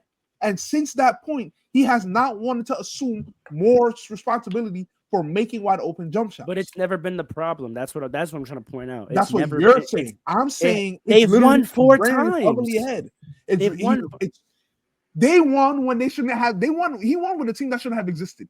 I'm like, what are we talking about? That's only half of their chips. We can't ignore 15 and we can't ignore 22. We got to stop doing it. We got to stop acting like they didn't win without Kevin Durant. They won twice without him, and Draymond played the same way in those 15, 15, he was a better shooter. You want to stand on that? What was his you want to percentage? stand on that? 2014, 2015, he was 33.7. 2015, 2016 is what we're talking about. No, because that was the year LeBron came back on them. So you're wrong. No, I'm talking about the years they won. Yep. 2014, 2015, it was 33.7. That's better. That is better. Then what? The 32. The 29. Sure. Like I think the thing you want to go to the 22 year? You want to go to the 22 year when they won? Go ahead. He was 29.6. Don't people and the Celtics choked that year too. So I mean, you could call it what you could say. You could say what you want to say. You could say what you want to say. They won a chip in a year where he made 0.3 threes a game. Like, and y'all telling me he's the problem. Come on now, man. Can we talk about the other aspects of the series that actually are important? It's not Draymond being whack. So what I told y'all, I said the only way that the Rockets would have any chance in the series, again, accountability test, y'all was telling me the Rockets could score. None of those players you're talking about are the reason why they are going to a Game 7. Who's the player that's the reason why they're going to a Game 7? Steven Adams. Fred VanVleet. The player, the only player on the roster that I said I could trust. He started showing up, and they started winning games. Should we pull up the box score? Let's pull up the box score. Wait. No. I agree with you. I agree with what you're saying about Fred VanVleet, but there would be no Fred VanVleet if it wasn't for Steven Adams and Sengun. So the rebounding has played a huge role. Yeah, are they making shots for him? Are they making shots for him? We had a debate. We had a debate about scoring. Y'all said the Warriors aren't going to be able to score enough. I said, who on the Rockets is scoring? And I said the only player that could score for them consistently, who's playoff proven, that's going to give them a shot in this series is Fred VanVleet. And that's exactly what happened. Well, that's not entirely true because Şengün's also been showing up a lot. More than Fred? I didn't say more than Fred. But okay, then. So who's the difference? Who's the difference? Honestly, Şengün, I can't ignore Steven Adams, man. I'm sorry. Getting the boards for them. I can't ignore Steven Adams, man. He is. That's a fact. Steven Adams also had 17 and 5. Come on, we can't act like he's not doing nothing. The fact that they could get so many offensive say he's not rebounds. Doing anything. I said, who's the difference? No, but like who's giving them? Who's the one giving them a chance? Steve, you can't. All of them. Steven Adams. All of them. All the guys. Wait. Say that again, Andre. He said, "Who's making a difference?" I said, "All them guys we just mentioned." No. I said, "Who's Steven making Adams and the Fred difference?" I said, "Who's making the difference? Who's the one giving them a chance?" You can't name one guy with a team like the Rockets. Listen, I'll give you 4 guys. Disagrees with you. I'll give you 4. That's not true. I'll give you 4. I'll give you 4 guys. Right? Of course, Fred VanVleet. But I'm putting in Steven Adams. I'm putting in Sengun, and I'm putting in Jabari Smith Jr. because he's been able to space the floor for them. I didn't think he was going to do that. And you got to give some love to Amen Thompson. I watched that game last night, man. Amen Thompson is getting he's the biggest reason that Stephen Curry was even in foul trouble. Hold on. Like they are showing why they are. Hold on. You're all right about what you're saying, but what I'm saying is that the way Fred, those players were playing similarly in the beginning of the series, but Fred was not playing like this, right? And they were losing. Whose play has changed? No, you're right. To that point, you're right. True. That's what I'm saying. When I was saying the Rockets don't have enough to beat this team, I was saying those players were doing what they do outside of Jalen Green's aberration of the 39 points. Amen was playing good. Ahmed was playing good. Şengün was playing good. Steven Adams was doing what to do, and it wasn't enough. Who started playing differently that made it enough? That's all that I was saying, and that's what played out. I said, if Fred VanVleet doesn't turn it on, they will not have enough. They can have all that y'all just said, which is absolutely right, which is why they were a good team. They were second in the West. I'm not trying to say they're a bad team. I'm saying in the playoffs against a team like this, I can't trust any of those guys to take it to another level to give them a chance except for one guy. No, you're right. And even Draymond said it. Draymond last night after the game said, hey, Fred VanVleet is the reason we lost in 2019. Draymond has to say it. And you know why Draymond has to say it? You know why Draymond has to say it? Because the actual answer of why all this is happening, he's not allowed to say. And the answer is, and I said this before, the minute Jonathan Kuminga was in the game, they won. They need another rebounder. You cannot have a 6'6" Draymond going against Jabari Smith, Steven Adams, and Şengün. It's so those are our conclusions on this series, right? Steve Kerr his stubbornness is tanking them. It's going to lose them the series if he doesn't. And the fact that they've allowed Fred VanVleet to find himself again is, I mean, that's the scariest version of this Rockets, right? That was the whole idea when they signed Fred VanVleet. Is remember when I said you got to put a veteran, you don't trade the young guy, and accountability. I've said this model so many times on this podcast about what you're supposed to do with young talent. You add a playoff proven veteran to bolster them, and then you get it done. And that was the idea with this Rockets team. These young guys are good, but when it gets to the playoffs, you need that proven veteran to bolster them. And that's exactly what we're watching play out. The Warriors have allowed Fred VanVleet to find himself, and now you got a dangerous team. Now you got a veteran who's in rhythm and young guys who any of them could have a good game, and it could go bad for you. I will say that you could say that's the reason why they won that game. The last two games they've won have been because but the reason why they dominated like this that last game, I think it's because, and Doris Burke pointed it out during the game, Amen Thompson has figured out that if he just drives on everybody, he's gonna have a good. He's playing like Jalen Green should. He's gonna impact the offense in ways that he didn't even think he could this year.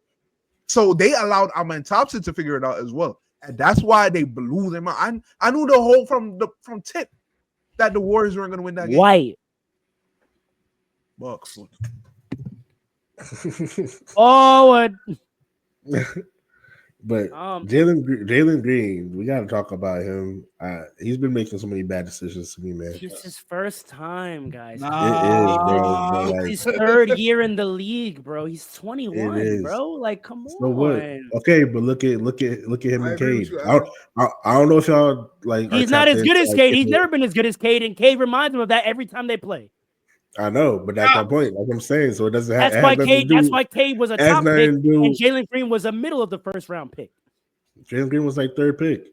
I know, but Cade was higher. But that's my point. Like him and Cade have been rivals since going back to high school. And he's not as good as Cade, though. But that's my point. So why are you bringing up this his first time in the playoffs, etc.? Because what standard are y'all holding him to? The standard of himself. Being a good player. I don't know. But I'm saying is not even bad. Like you're right. It's his first playoffs, but that don't mean that. I didn't have a ton of expectations. No, but I'm saying I didn't have a ton of expectations for Jalen Green. That's what I'm saying. Wait, hold on. Where did Amen Thompson get drafted? He was like 6 or something. So that was lower than Jalen Green was. He's playing better than Jalen Green. He's at a different role. He's playing better than Jalen. He's making better decisions. He has a different role. That's not why he's doing it. His usage is way. I'm just saying his usage is way. What Amen has to figure out for what his current role on his team, he has a simpler puzzle to put together than Jalen Green does. We're not going to sit here and act like being the star point guard for your team isn't quite a puzzle to figure out how to be good at as a young player. But I think his role has changed. Amen just has to defend and be a slasher. I'm not taking any credit away from him, though. He has when he sits down with the development team and the assistant coaches on what he has to do, his bullet point list of what he has to do to be effective in his role for this team in this current moment, it's a shorter list than Jalen Green's. Jalen Green has a lot to figure out to be a star point guard for his team. See, I agree with you, but at the same time, that I'm not gonna make a solid point on this, but like a definitive point on this. But it's a very hard issue because right now, Fred VanVleet is being the star, and Jalen Green can literally knows how to do it because he knows how to do it. But Jalen Green can literally just play like Amen, and he'll have more productivity. But for his future, it's not going to help because he needs to figure these things out. Which is what I said to you last time. That might hold the team. The Rockets are yes, but even Ime Udoka came out with a comment and agree with what I was saying. Right? You got to let them go through their growing pains. His experience being bad is what's going to make him good in the future. He has to go through this. They're not on some accelerated timeline where it's like, oh, they're championship bound this year. He's got to just figure out a new role so they can be productive. No, if they want a future, this is necessary.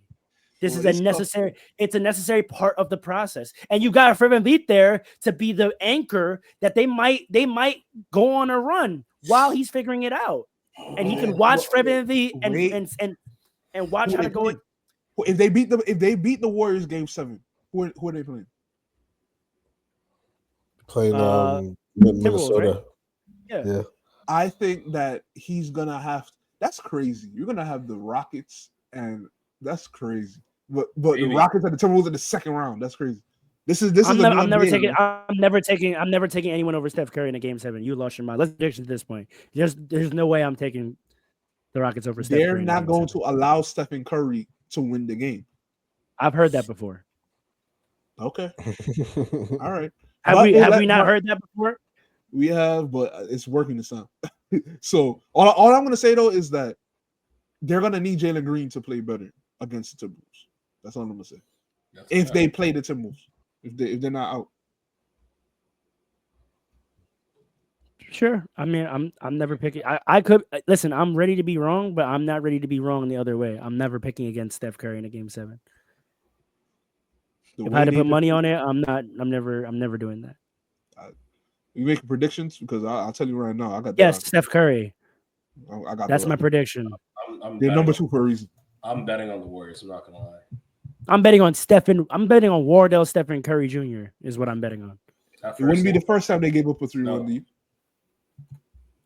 He's the god of war in the city. Kratos.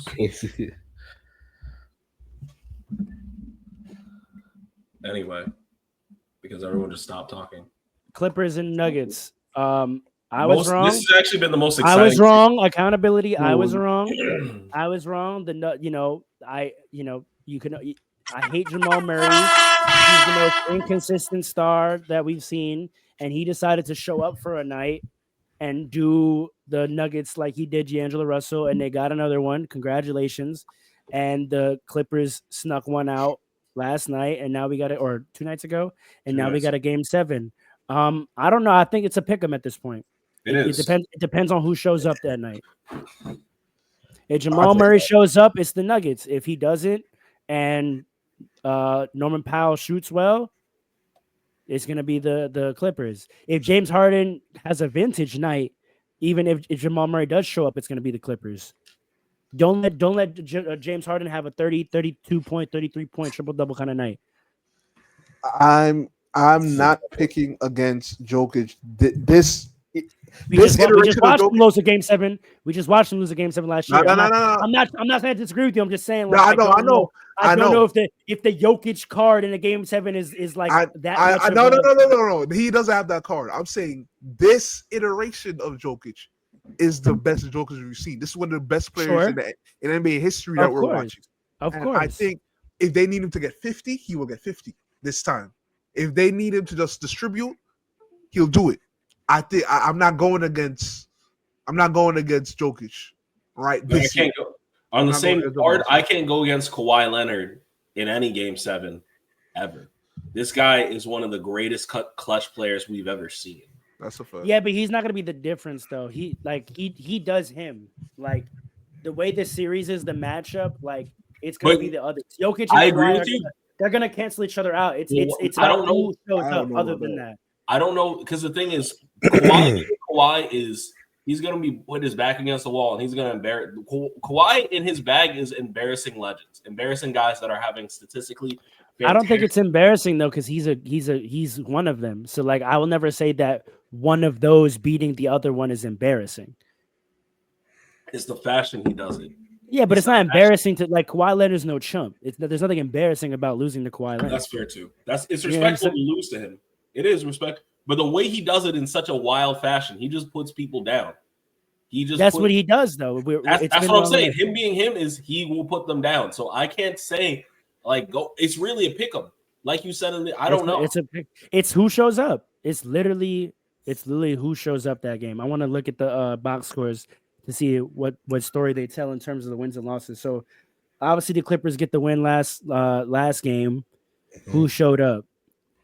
Jamal Murray 21, but on 9 and 19, not great. Russell Westbrook missing layups in the clutch once again. Yeah. Jokic only 25. Jokic only 25, 7 and 8. He only shot 22 times. Murray shoots 19 times and goes 9 and 19. Now that's almost 50%, so it's decent. But he goes 2 of 6 from 3. But then you get Kawhi with 27 and 10, and James Harden 28 and 6, and Norman Powell. Right? If Norman Powell shows up, 24 points, the Clippers are going to get it done. Look now, who didn't show up for the Nuggets. I say this every time. Michael Porter Jr. You know it. Now let's see when they won 131 to 115 when they smacked them. Let's see who showed up. We already know, right? It was the Jamal Murray game. He goes out for 43, and it's crazy. James Harden didn't show up. He only shot 9 times, which is insane, right? Shut up. Now, other guys had it going. You know, Ivica Zubac had 27. He had it going, but I think that's not the formula for that team. You know, Bogdan hit a lot of threes. Chris Dunn was hitting his threes, so James Harden tried to go into facilitator mode. But when you got a guy on the other side going on for 43, mind you, Jokic had 13 points in that game. Mm-hmm. I think the Clippers just completely miscalculated their approach to that, or you could say that the defense forced James into being a facilitator, one of the two. Either way, that's not sustainable. You go back to the game before that, we know the Nuggets won on some BS. Yep. OD, I'm not gonna count. But that also was James and Norman's Powell fault because they didn't box out. Which most of these players don't. And another game, and also James Harden was again in facilitator mode. He only shot 11 times. He had 15 and 11. Listen. Right? So it comes down to whether Norman Powell is going to shoot well and whether James is in dominant mode or facilitator mode. I'm going to tell you this because I keep looking at it. Every game where Michael Porter Jr. scores more than 10 points, they will win. Because he spaces the floor and allows guys like Russell Westbrook not to miss layups because he has the confidence to go in and go get it. Where Aaron Gordon, don't bail him out. Don't bail him out. That man, fine. I'm not going to bail him out. But that man missed a wide open layup. That's fine. Bro. That's fine. Aaron Gordon gets that putback because no one's worried about the box out because Michael Porter Jr. can hit that. They're not worried about that. When Michael Porter Jr. is spacing the floor and hitting shots, the Nuggets will win. That has been the formula for them for years. I don't know why teams aren't picking up. You gotta stop taking hard shots though. Contested, like he most does, of the but he's that's his game. That's his game. He's a J.R. Smith. Like that's that. What he hits. It's not a hard shot for him. Yeah, it's like Kevin Durant. Like he don't see that contest. You know what I'm saying? Like Kevin Durant. I'm talking about in terms of release height. His height, yeah. It's not a difficult shot for him because he doesn't and he jumps. He's a 6'10" guy who has a true jump shot. So he's shooting over all of that. He doesn't have like a little set shot. That man gets in the air. I think even with those type of guys, when you're contested, you're still thinking about the person that's like underneath. I don't. Not when you're a pro. Not when you're a pro. Well, that's literally the difference between pros and amateurs. Like they train for that. Yeah. They train for like what we think is a contested shot for a pro is a good look. Yeah. It's like a wide open shot for a pro is like it's almost like jarring. Yeah. Like, damn, how did I get this open? And then a true contested shot for a pro is like contact being made. Like what Dylan Brooks is doing to Steph Curry. That's contesting the shot. But a closeout is nothing to a pro. To a good shooter, an elite shooter, you rotating and closing out makes is he an elite shooter? Yeah, that's what you call LPJ? Yeah, he's a good shooter. I think he's a good shooter. Elite? What's his percentages? Do we need to go to percentages? I don't think we have to go to percentages. I think the obvious gravity is the answer. No, I'm being so serious. I know you are. I know. I don't know why everyone. I literally just looked it up. Every game, I don't know, but I'm serious. Every game in the series where he scores less than 10, he's a career 40.6% shooter. How much? 46.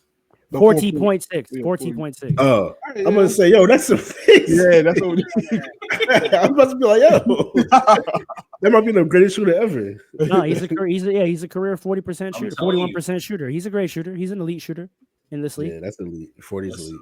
Listen, I said the same thing about Tobias last year. He also shoots 50 from the field. He really Now you go to Tobias? Oh God. No, I'm serious. What did he say? I said I'm looking at Tobias too. These elite swingmen are so.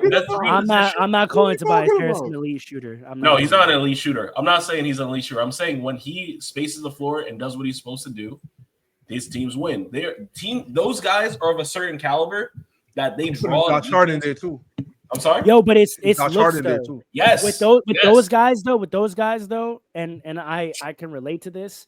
You have to. There is when you guys that are guys that are shooters, true shooters. Like it's only in modern NBA where we think of the elite shooters as off the dribble, right?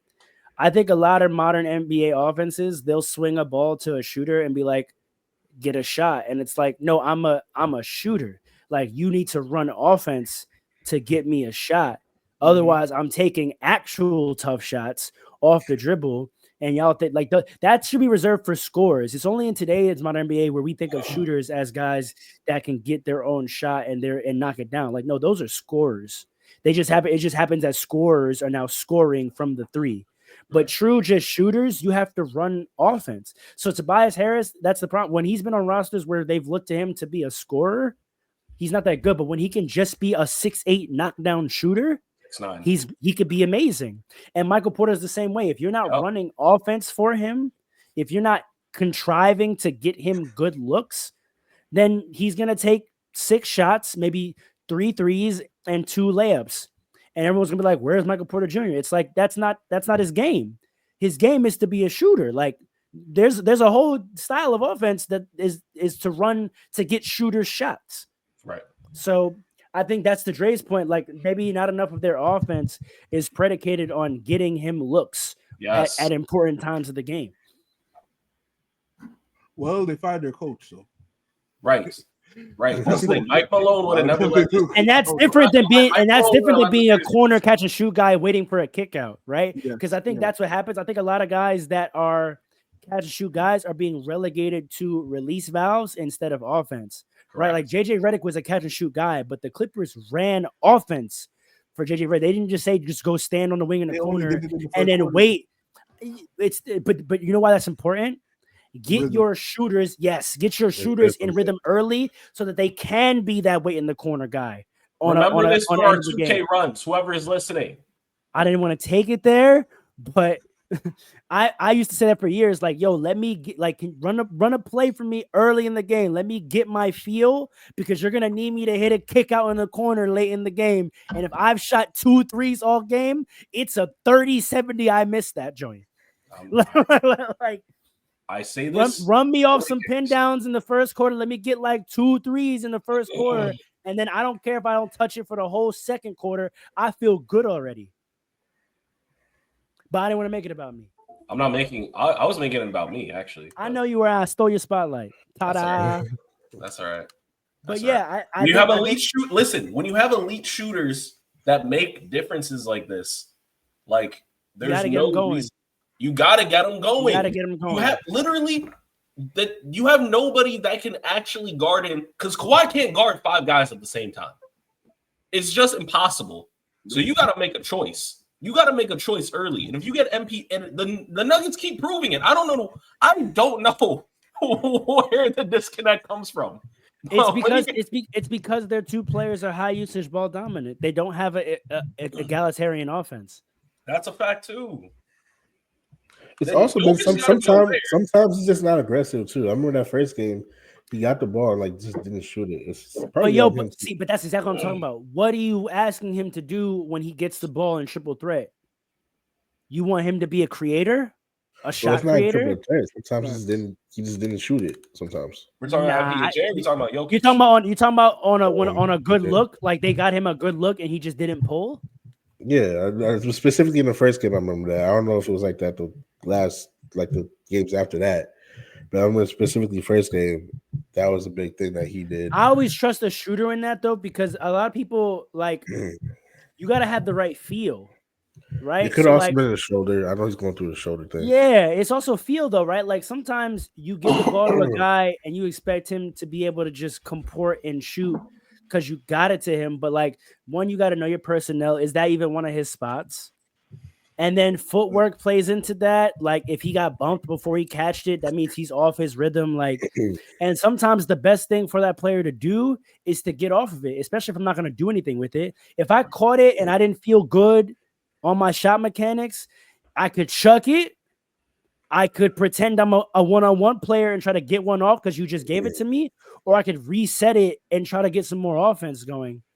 And I think a lot of times offenses quit. Like they run that first action. If it doesn't work and you kick it out, whoever gets it thinks now, all right, it's one-on-one time. But we could run off it. That's what the Warriors did for so well. Like if Steph didn't get a look, he got off of it and they ran offense again. You know what I'm saying? They like okay, we have 24 seconds. If we get a look with 10 seconds left and it's not good, you have enough time to run some more motion to try to get another look or have counters, right? I don't think they have offensive counters for MPJ. When MPJ gets a look and it doesn't work, do they run a back screen? Do they do a give and go? Do they do a flash? They don't do anything. They're a one shot and out kind of team. And that's why I've always said they're limited. If you can get them to miss their first look and not get offensive rebounds, you can hold the Nuggets scoreless for long stretches. Well, I still got the Nuggets just because I think Jokic is not gonna allow them.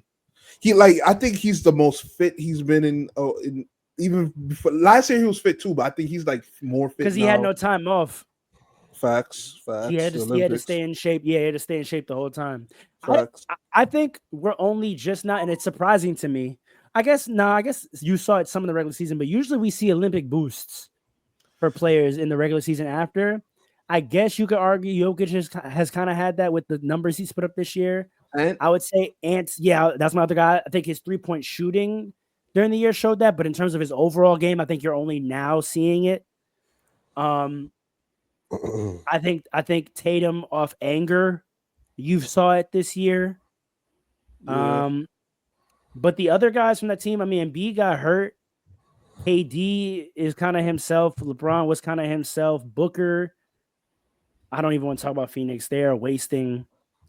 I had Devin Booker as the best two guard in the league 3 years ago, and I just don't know what they're doing. They're messing with him. They're messing with him. No, because I think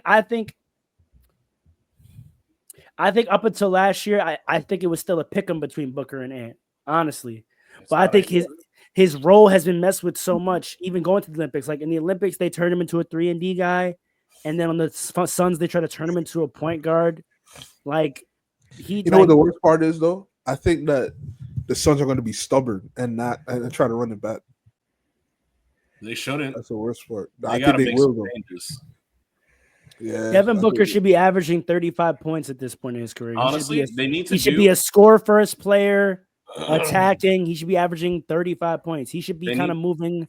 No, because Shea's a point guard, but like 50, 40, 90.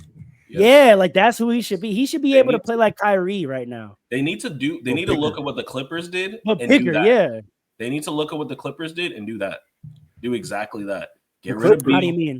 How do you mean? Get rid of Beal. Focus on supplementing with great role players that are gonna just be effective. Not try to take the spotlight. Get a real big man out there. You need someone to organize, though. You need someone to organize. It's gotta be Devin. No, but that's not him. You're ruining him by trying to turn him into the organizer. That man is an assassin. He was in. Beal, they can't. Yeah. He's holding them hostage. It's crazy. Yeah. Bradley Beal. He has no trade clause. And the thing is, he's showing up to play. So it's not like he could be like, oh, he's not showing up. He's at home. He's faking injury. Like he's here. He's like, yes. I love playing ball. He's not ass. He's the true definition of like, this is a job. He's like, I don't want to go anywhere. I'm getting well paid. I like living in Phoenix, and I show up and I play basketball. Facts. Which we know it. Like, yeah, crazy situation. Yeah. As a roster, it's crazy. So, Alan, who you picking? Just on Nuggets Clippers to end that up. Who you picking? When we first did predictions, I said Clippers in 7, so I'm gonna stick with that. Go for it. All right. It's very much toss up. Yeah, I want to wrap it. So that's all we have to talk about for current, right? I want to wrap this up. I'm going to do a very quick Laker take because no. We talk about the Lakers. We're having a whole conversation I have about to the go, Lakers. brother. I have to go. Y'all can have it. I don't have much to say, bro. No, it's okay. And I gotta do something. this is a very different type of end You don't let him season. get off the hook? Because look. Here's and this is gonna sound like more to say to them. They're out. They're on Cancun. It's gonna sound like cop out. My feelings coming to the offseason are very different than they have been because this is the first year in a long time where I don't feel like a year was wasted. Because I don't feel like I'm on a countdown anymore. There's things that have to be addressed, but your best player joining the team halfway through the year, I don't know if anyone's ever won a chip in that scenario before. So I couldn't have realistically held. I don't think I ever was realistically thinking the Lakers are going to win the chip. I just wanted them to make a run to lock in Luka's commitment to the team. I think I don't have to worry about that. So even with the first round loss, and I'm mad we didn't have a run, my main concern was locking in Luka emotionally, and I think we've done that. So from that standpoint, I don't have a ton of anxiety around the first round loss. Was it a little embarrassing because of narrative? Sure, but on terms of on court, there's nothing embarrassing about losing Anthony Edwards, in my opinion. So like, I'm cool with that. I'm cool with that. Like the Rudy Gobert 2020 game, as funny as that is, and as much as like that's mud I have to eat for everything I talk about Rudy Gobert, yeah, that sucks, annoying. But ultimately, we lost this series because Ant is Ant, and that team had a better game plan for us, and our team didn't have the necessary talent for that matchup, and also our coaching inexperience got exposed. Those were all things that I didn't have any delusions about coming into the playoffs. I just thought that maybe the talent of LeBron and Luka could overcome that in most of these matchups. Ant proved that no, he's like that wasn't Luka. He's one of them guys. He's one Is of them. Anthony Edwards better than Luka Doncic? No, I don't think so. Because I mean, I like him more as a player because I like two-way guys. I think a lot of what Ant is trying to figure out in terms of offense and leading his team is stuff that Luka already has and has exhibited last year. I think Luka and the Kyrie experiment proves that Luka is a kind of guy you need a whole year to mold around. Because the same thing happened when Kyrie came mid-year. Like, they didn't look that good. And then I said when they made those trades last year, remember, I had picked them to make a run. So I think it's very clear what the Luka blueprint is, and our team isn't matching that. So that's all this. Also, it's kind of, it's not fun to lose, but it's kind of fun to be back in this position where we have a young player and we just got to get the right pieces and then see what happens. So that's yeah. Listen, I get it. All the out of shape narratives, all that stuff is good and well. Like, I get all that, but like, unlike other fan bases, I'm approaching this offseason with realistic. We got a guy who's 25, who's been to the finals, who's a great player. Does he have things to improve on? Yeah, but just like all the other young guys, and we don't have a roster around him for me to even evaluate him. And he came in mid-year, so like I didn't expect to win a chip. I didn't think we'd get bounced, but we ran into a guy who's on a journey, and so I can salute that. Could there have been things we did better? Yes, but ultimately this wasn't like our shot. This is way less painful than the last 3 years where I thought like we had decent enough teams to do it if AD and LeBron showed up, and we just kept running into the worst possible matchup for those two. This, even though it was a bad matchup this year as well, I didn't feel like this team was quite set up to optimize success. So we go into next year, and I want to see what Rob does. I mean, when we had our emergency trade podcast, that's what I said. I said, Rob, you have to have a plan. He tried to get shifty with the Mark Williams trade. I like Dorian Finney-Smith. I hope we bring him back. The Mark Williams trade didn't pan out. And so from that moment, it was kind of like, all right, let's just see what we can do with this roster that was created for a different superstar, adding Luka to it. And if we're being realistic and practical, what did we do? We got a third seed. We won 50 games, and we ran into another young superstar who was better coalesced around his team and beat us up. AR? No, I just found they came out today and said that he had a big toe injury on his left foot that he was supposed to sit out 2 to 4 weeks with, and he chose to play. So, and again, it'd be one thing. I know he had a really good year this year, and so this kind of playoff year felt like a debut for him as the third option. But in reality, that's not true. He's been our third option in the playoffs for the last 2 years, and he's had really great playoffs the last 2 years. So this year was actually like an outlier for him. So I'm not really worried about him. Okay. I've seen him play better in the playoffs. So I'm going to go with that mean instead of this outlier. Like, do I think this is his future in the playoffs? No. I think it's more likely that he returns to form. Also, he's got to get, we know what, the same thing with like Luka Kyrie. Like him and Luka got to get down how they're going to attack. A lot of our offense in the playoffs was like us putting the ball in Luka's hands and him trying to figure it out, which worked really well in the playoffs. I mean, in the regular season. Obviously, in playoff basketball, that's not good enough. And that's what I saw. I was like, this is just not the team I watched, which makes sense, right? Like, that's not how you're going to win the playoffs. Just put it in Luka's hand. We watched his whole first half of his career, Luka, do that, where they just put the ball in his hands and try to figure it out, and they didn't win. So that's how I feel. Like, I'm not panicking. I'm not in a state of disarray. It was disappointing. But now the work begins of charting this new era of Laker basketball. We have a new blueprint. We know exactly what we got to get. We got to go get a lob threat. Ideally, 2. We got to go get one other player in the Dorian Finney-Smith mold. And I would personally like to get a real – I would like to make that player a shooting guard. I want Austin Reeves to be shooting guard. Sort of – yeah, we need a shooting guard. We need like Austin Reeves, shooting guard? Yeah, but I don't like him as the shooting guard. He's had his best success this year when he was playing point. So I like when we offset his minutes with Luka and let those guys be the 2 guys. And that's what they did with Kyrie, right? Like they offset. How does LeBron fit in that? LeBron showed me in this regular season he could be whatever player we ask him to be. Let me know when you're done.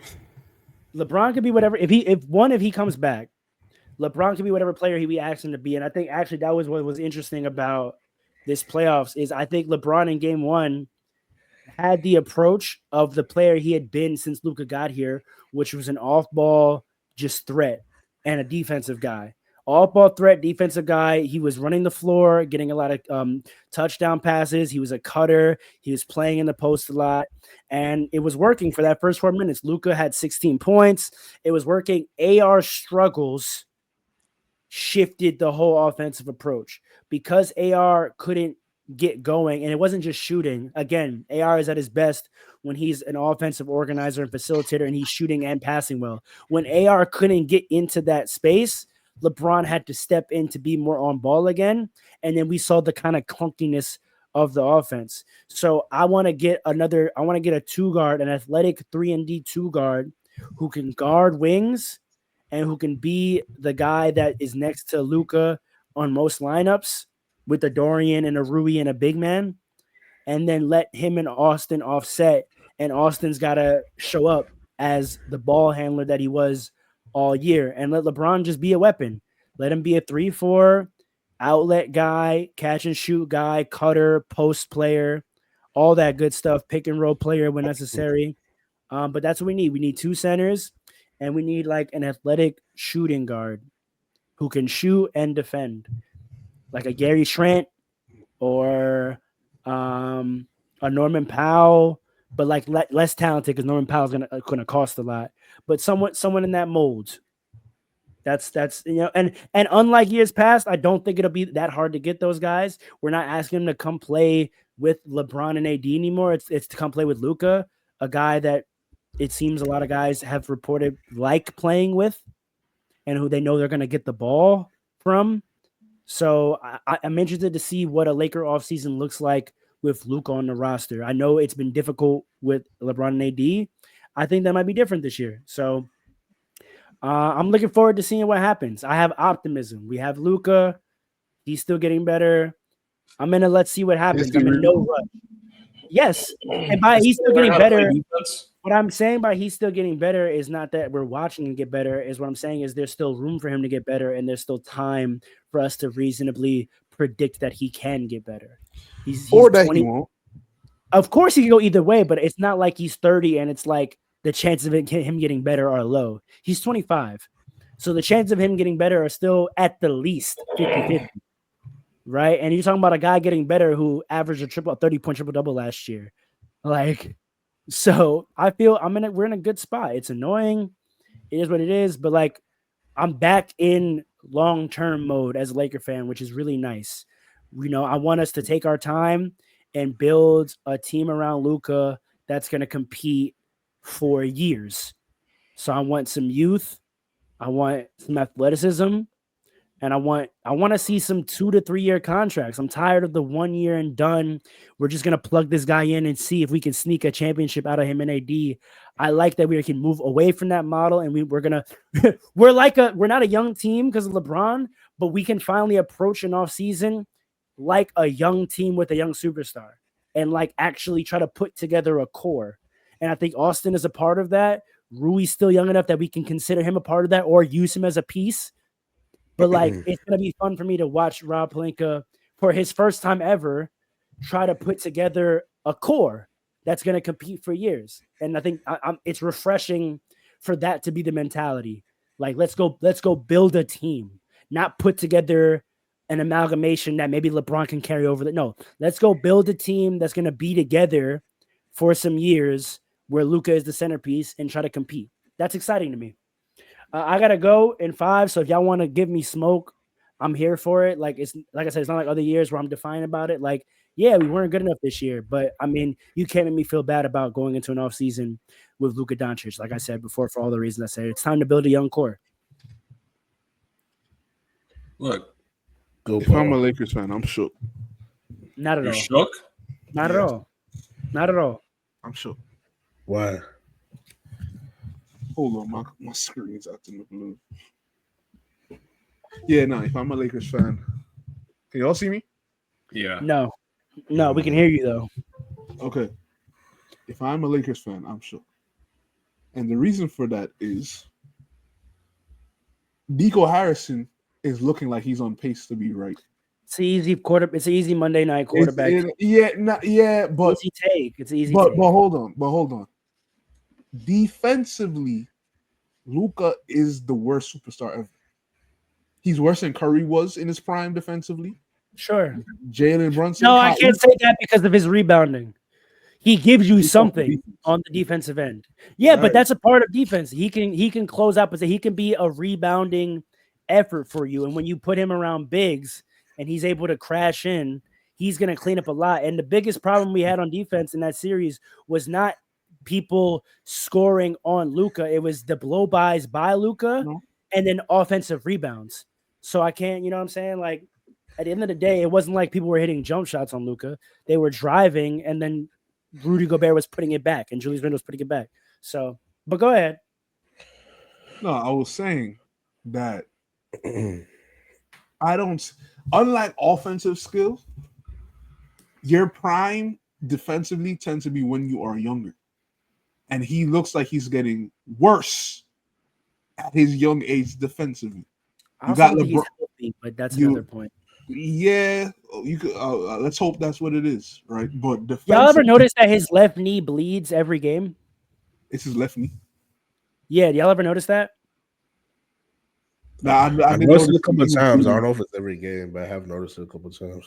I'm always confused. Like, no one never talks about that, but literally, and maybe you're right. Maybe it's not every game, but you've seen it enough where it's a recurring thing. Where like by the end of the game, there's like a blood stain on Luka's tights on his left knee, and I'm always like, what the hell is that? Like, right? No, that's a fact.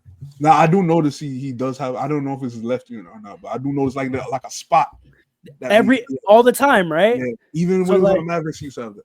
Yeah, so I don't think even when he went to the finals last year, they said that he was playing through a lot, and then it caught up to him at the beginning of the season. He missed a lot of time, so I think there's also an aspect of that where like we got to get him healthy, and then see what that looks like. Motivated too, man. Like you can't run from the issue. This man, he's looking like a player that is so bad defensively that is as great as he is offensively. He might not be able to overcome it. And getting all these pieces around him, it might not even matter. He needs to get better defensively. We don't know that will happen. And then you got LeBron, who for the first time in these playoffs looks like he really regressed for the first time. And he's old. Do you think the role change has anything to do with that I explained? Because did you perceive the same thing I said? But did you perceive that role change? Yeah, no. Like, I'm cool. I think that's a perfect role for him now. But I'm just saying. No, but did you see it change? Like, yes, the way he was playing with Luke in the regular season, because AR didn't show up, he had to mid-series switch his whole mentality, and I think that played into his effectiveness. I really do. He didn't prepare to try to play the way that he had to play in that series. No, I see that too. But at the same time, I saw fatigue. I saw lack of energy. So like that, these are the type of things that are going to get worse because he's old. He's getting so old. He's becoming old in life, not just NBA. Not just NBA. He's not old in life, bro. I said he's getting there. He's over 40. He is over 40. Oh, yo, so I agree with you, but doesn't that even stand more to the point? Doesn't that stand more to my point that it's time to build a young core and turn LeBron into the vet that brings him over the edge? Like LeBron James, he's been in the core his entire time. It's like, I think this year we have to look at LeBron as not being in the core of the team. He's got to be the vet that is the extra on top. Nah, man. I don't even know that he stays with the Lakers next season. I'm not going to front. No, he is. Yeah. But what do you say to that? Like, what if that's our approach to the offseason? That like we have to go right approach. We have to actually go get a core. LeBron is no longer the core of the team. My thing is this, right? I think there's one more year of LeBron being able to play in that role and not hurt the team that much. One more year. After that, he might have to go to the bench. And I don't see him ever doing it.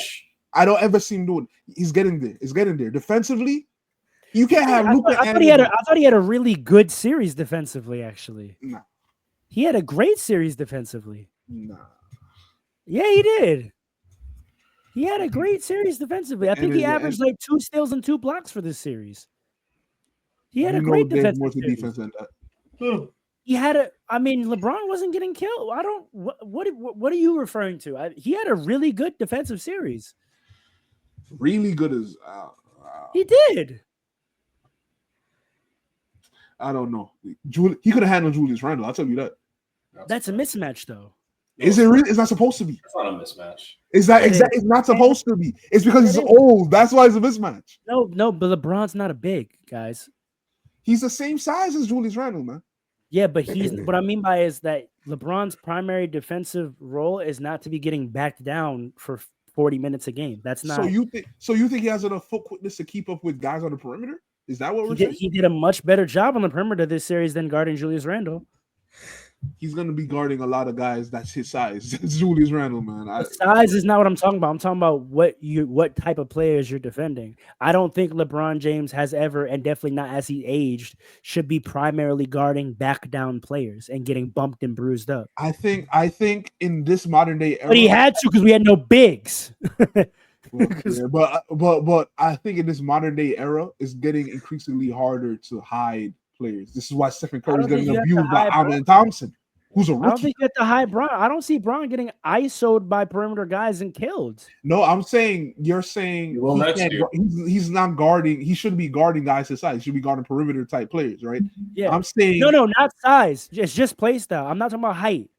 I'm like Jaden Daniels is arguably taller than Julius Randle, and I think LeBron is better served guarding a Jaden Daniels than Julius Randle. It's the play style. He shouldn't be guarding back down guys. And then when they run a switch, a pick just to get the switch, and now they post him up now. Then what? It's getting harder to. It was much easier when you had Anthony Davis and help. Wasn't Nico Hashim correct? No, I'm just saying if we get a rim protector, then I think LeBron can do a better job of funneling on the post up, right? Like, you see what I'm saying? Listen, it's not. I get your positive perspective because it's not unrealistic at all. But if I'm a Lakers fan, I don't. But when you say shook, what is the fear? What should we be afraid of? You shouldn't have players that talented and not be a championship contending or like favorite type team. And I don't know if that's ever going to happen with Luka because it's getting to the point. Hold on, wait, real quick. Because it's getting to the point, right? Luka's been in the league long enough where you could say he could get better because he's young enough, but we've seen him enough to know, okay, in the playoffs, he's gonna go off. He's gonna be one of the greatest offensive players ever in the playoffs. Which he did. Yes. But defensively, he's so bad it might not even matter. That's crazy. Question though, and that might not change. And if that does not change, y'all not doing anything, and it's going to be disappointment for the next 5 years. I would have that fear if I felt like what happened to him last year was replicated this year. But can you honestly say this Lakers roster is as good as the Mavericks roster last year that went to the finals in the West? Yes. No. Well, okay, no, because they don't have any big. They had three centers. They had 3 centers on that team. Yeah, but they had less offensive talent. It's debatable. We could debate it, but I'm Kyrie from a perimeter scoring standpoint gives you more perimeter scoring than Bron did. AR didn't show up. PJ Washington, but you have him though, and he's talented. I know, but this is my point. AR didn't show up. Well, so if he doesn't show up, then the situation is worse. If we're talking about evaluating Luka, if AR, I know, but I'm saying if we're evaluating Luka, if AR doesn't show up, then he's not in a similar situation to last year. So that's what I'm saying. If he was in a similar situation to last year and we got bounced in the first round, I would be like, oh, he regressed. But I would say this situation was distinctly worse. Well, you know what I'm saying? No AR, no bigs. Like I can't really evaluate Luka. I'll say this: y'all lost in 5. So even if AR showed up, what, you lose in 6? But all the games were close, minus game 1. The last game wasn't close. What the last game? Yeah, hell yeah. Until the last 2 minutes, I guess. Yeah. Not even 2 minutes. I would say the last 45 seconds we were doing the fouling game, and they were able to go up 10 because we would foul, they would hit 2, and we would come down and not score. But I would say like when it gets to that point. It's not close enough to me to say it's close. I think it's not a blowout. All right, so I would say with a minute 30 seconds left, it was a 3-point game. Yeah. We missed the shot. They hit a 3 to go up 6 with a minute left. That's a close game. What happens after that was foul game stuff. But we really lost the game by 3 to 6 points. I think y'all have a glaring hole that I don't know will ever be fixed, and that's why I would be shook. I would agree with you. Let's see if the same thing is true when he has a comparable roster to the one he took to the finals. And let me say this as well: put 3 centers on our team and some size and athleticism. Let's not, because we don't ignore that as well. That Dallas team was way more athletic than this team. Yes. So put Luka in a Lakers jersey with 3 centers and athletes, and if they still don't get to the finals, or if they get to the finals and flame out because of Luka's defense, then I'll say what you're saying. But I can't say that this year because it's like fair. That's fair. You know what I mean? Like JJ Redick, he has growth to do. You no, but the thing with his attitude might get him run out of LA. No. We like it. Just get better. We like it. We like strong personalities, but just get better. Pat Riley was the same way. No, I know. Just win. Win. You'll be all right. Just win. Right. But you like it until you don't. And the thing is, if you don't win. But again, same thing with him. I'm not evaluating him because again, I don't think he had the talent that. And I think the team that we built on the original blueprint of the year, he got that team playing the way he wanted them to play.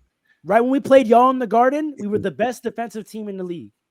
You switch that and don't reconstruct the team, I can no longer evaluate JJ Redick because he's putting a game plan on a roster that was not built to execute that game plan. And that's what leads to him playing those 5 guys 24 minutes straight because he's like, these are the only guys in this roster that can play the way I'm trying to get us to play now. So, JJ Redick, you know what I'm saying? I agree with you. But JJ Redick, I'm talking about for the next few years, right? Let's see if they build a team for him though. Okay, he's arrogant, and what I saw is that sometimes when you know the game that well, when you're smart, like really smart, sometimes you're too smart for your own good, and you don't do the obvious things because you're trying to do too much, like play a center that you have on your bench. When you're letting Rudy Gobert get 27, completely agreed, right? Agreed. And his excuse I could see him doing things like that. I could see him doing things. Yeah, I could see him doing things like that a lot. And if he does that and then has the same attitude, the same arrogance, the same everything, that's when I could see the switch. No, because like you said, win. The whole year went against that because again, I think he's methodical. So I think what you saw is and I talked about this in terms of coaching, in terms of like dealing with adversity. I think what you saw is he wasn't experienced enough to coach well on the fly. He's a preparation execution guy. So when you look at the regular season, when he like took time to evaluate what his roster, is that what you're saying? Adjusting is different, right? Adjusting and coaching on the fly are two different things. I think when you know what you have and you know the different versions you can play, there's a skill in adjusting to those different versions. I think that he didn't quite know. I think he didn't have enough time to figure out what other ways of playing with this roster works. In the short 20 to 40 games they had, where LeBron missed a lot of time, where Luka missed a lot of time, I think they only actually identified one way of playing that worked. So when the playoffs, when that didn't work, he looked at his bench and he was like, I haven't figured out what other way to play with this team yet. So he had no preparation, so he couldn't execute. And that's what it looked like out there. On the court, it looked like they don't really know how to get it done, and they're trying to talent their way through it. And they damn near did 4 out of 5 games, right? But like the way they played in the regular season, when they were prepared and executing, he had figured out one way to play for them that worked. But in the playoffs, obviously we scout and we prepare. They had scouted that way of playing, and it was working for the first 4 minutes. And then Chris was like, "Yeah, I've seen this before. Let's do this." And that's what I'm saying. Build a roster around Luka. Give JJ Redick a summer to prepare for that roster, create different styles of play for that roster, and then give him a whole year of regular season to work through that. And let's see what he does. I don't know, because he had enough. I give that to you in terms of like if they lost more pieces than just AD. But he still had Gabe Vincent. He still had Dalton Connect. AD the whole team was built around that guy. I understand what you're saying. I'm just saying, like, he's had the bench guys that he was looking at that you were talking about. He's had them all year. He's had them all year. So I don't. It's style of play, though, right? He trusted them to play the way that they had played for half the year, and then he had trusted them to play the single style of play that they figured out for the second half of the year. They now had to play another way. In that series after game 1, a realization was made, we can't play that way. And he's had no data on any of those guys playing a different way. None. He hasn't tried it. He hasn't had to. I mean, or he didn't get to. You're getting your ass kicked in the playoffs. You got to try something. I know, but here's what I'm saying. He has no data on how well those guys can play this new way that they haven't played all year. I hear you. I'm saying to say that and be like, we're losing and not even try is a mistake. But here's the thing, they're losing games, but it wasn't like they were losing in the game all the time. Game 4, we led. I know, but think about when you're coaching in game, right? Game 4, we were up by 10 most of the game.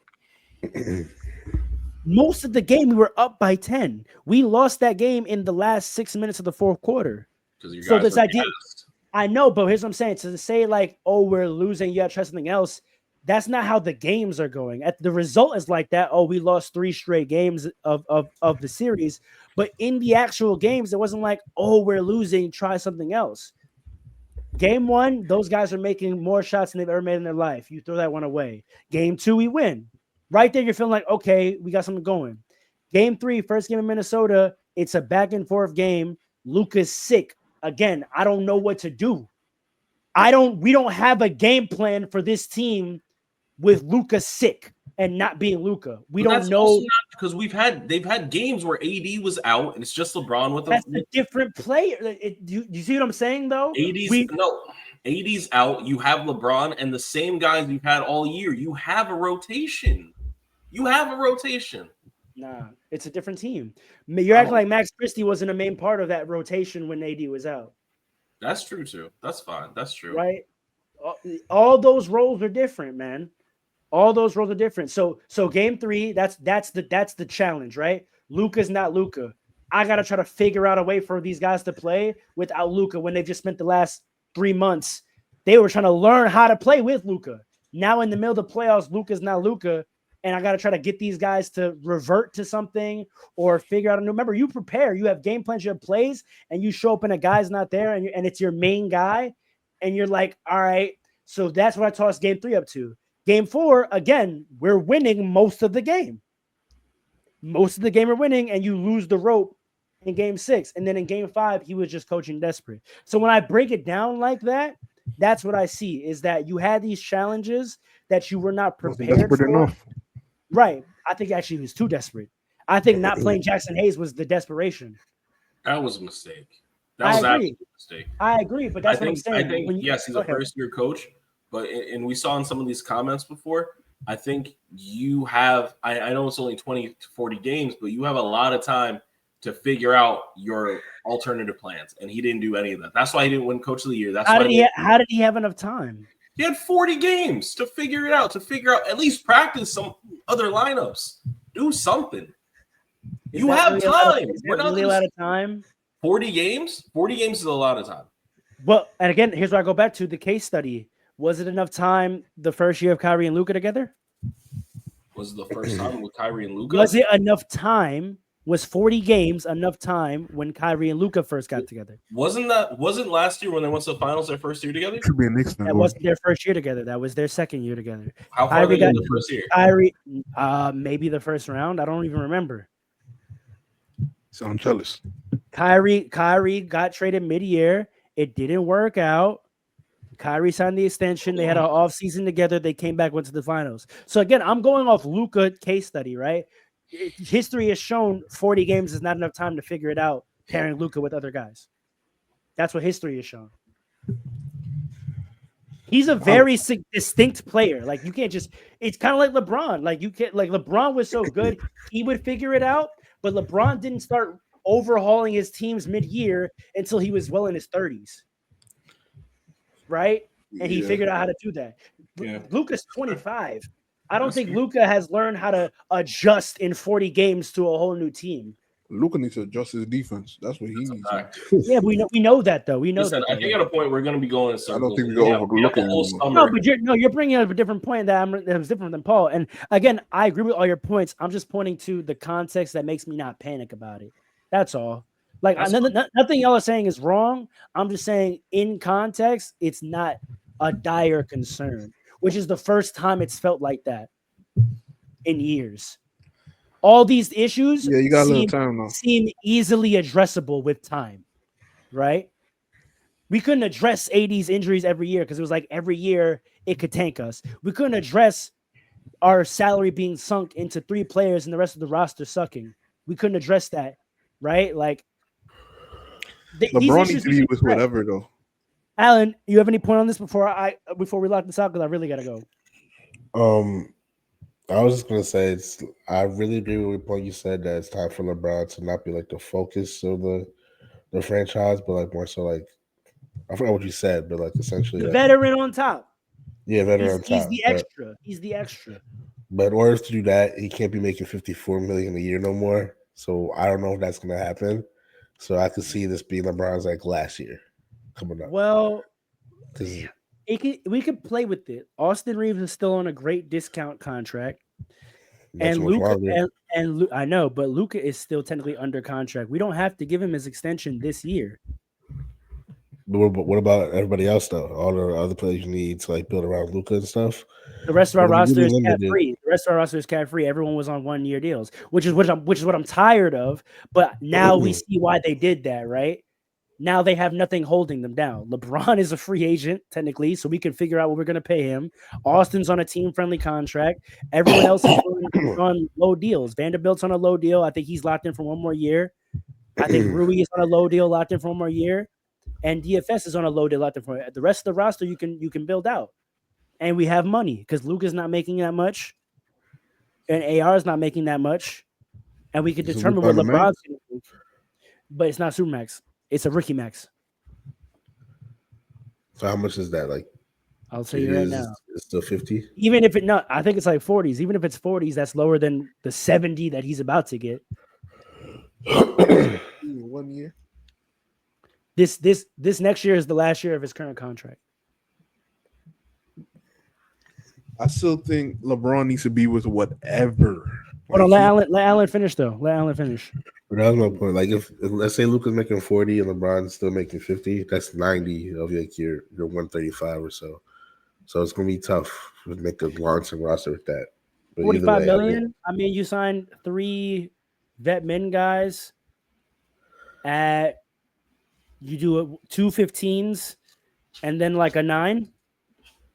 You can't get two centers for $15 million. If all that's available, you don't know if all those guys will be available on the open market.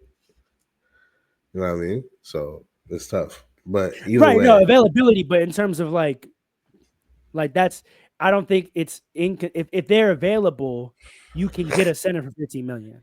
That's good. Yeah, if they're available. Right. And that's just one player. Different than the prior years because the prior years we were trying to get certain kind of players. We were looking for players that really was going to be making 20, 25 million. Yeah. That's why it seemed far-fetched. Right now, we just need a couple players that are making 9 to 15. We can find that. We want to see. But other than that, I think the LeBron guys take a big pay cut to do that. He doesn't want to do that. I could see this upcoming year being his last year. I think he's been kind of like hinting towards that big finale season, but he's gonna have to announce that. So we'll see how this summer plays out. All right, another good episode, fellas. Always. Real quick. Yeah. Cavs Pacers going 7. Oh, I think so too. I think so too. Listen, Knicks and I've been 6. respecting the Pacers the past 2 years, man. They're not like some type of like little team. They're not chumps. The Cavs are a juggernaut, though. They're a juggernaut that play very similarly to the Pacers. In a shootout, I'm taking the team that has 2 7-footers to get a stop. In a shootout, I'm trusting the team with a stretch 5 to shoot more and more efficiently and get better shots. I don't know that they get better shots than the Cavs. Yeah, we'll see. They don't get better shots than the Cavs. The Cavs get whatever they want every time. I see Donovan Mitchell and Darius Garland taking some hard shots sometimes, and they go in a lot. But it's the playoffs now. Like I said, they get whatever they want. I'll do Cavs at 6. I'll do 6. I don't see them pushing 7. I think the Cavs are gonna get some stops down the stretch of like the key games, like 3 and 4, and go up 2-1. It's Knicks and 6, Pacers and 7. You really got the Knicks and 6, the Pacers? I don't know. I wouldn't be surprised. Honestly, I never believed in the Cavs, man. No, the Knicks Celtics. Y'all really think that's not going 7 games? Y'all haven't beat them once this entire year. Let me we haven't had Mitch for this many. We haven't had Mitch this available this entire season. If you win, it'll be in 7 games. No, it won't. If we win, it will be 6. If it goes to 7, we might not win. That's a fact. That's your only chance of winning. Your only chance of winning is that you're not beating the Celtics in 6 games. Yeah, I agree. You're delusional. You're delusional. All right, watch. This is different. I'm telling you right now. This is a different team. I will say the Celtics are. I think they got some injuries too. I think Drew Holiday's injured. They got some injuries going on. Listen, if they're healthy, I think Celtics is 6. I don't care. Let's wrap. I gotta go. And I got the Rockets beating the Warriors to go to the second round. Never pick it against Steph Curry. Agreed. I respect it, but agreed. You know why? Also, because I want Ant to keep walking down legends. This has been a crazy run. I want Ant to keep walking down legends. Crazy run he's been on. Might get that legend though. No, put Steph Curry in front of Ant. Put Steph Curry, because you know what this is? This is him taking the league, but it's a topic for another day. It's a topic for another day. So we're watching. As Paul, you always used to say, you got to beat the guy to be the guy. Ant is currently walking down the entire past era, one by one. Yeah. The Rockets put Steph Curry in front of that man so he can end it. End the era. And it's ending the era. Yeah, he's got to beat Kawhi. He's got to beat Steph and Kawhi to do that. Is Kawhi part of that? Because of the Kawhi's part of that. He's not part of the 3-headed monster. His chip count too low. Oh, KD's part of that. His chip count's the same. But it's Kevin Durant. It's Kawhi Leonard. Come on. That his team won. All time. The guy that I can't do this. I have to go. Light it up. Come on.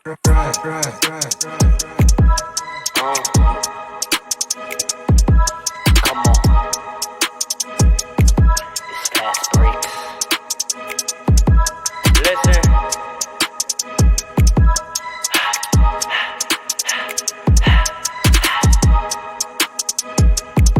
We back with another one. Fast breaks, yeah, we coming with the takes. Never early, never late, but we always push the pace, yeah.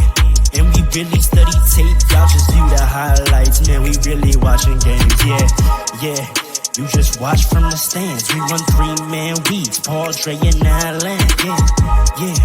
Way more than a fan. We got love for the game. We don't have to pretend. Got it out the mud like you get it off the glass. I'm the run the fast break. Throw me the outlet. Yeah, we got it out the mud like you get it off the glass. Time to run the fast break. Throw me the outlet.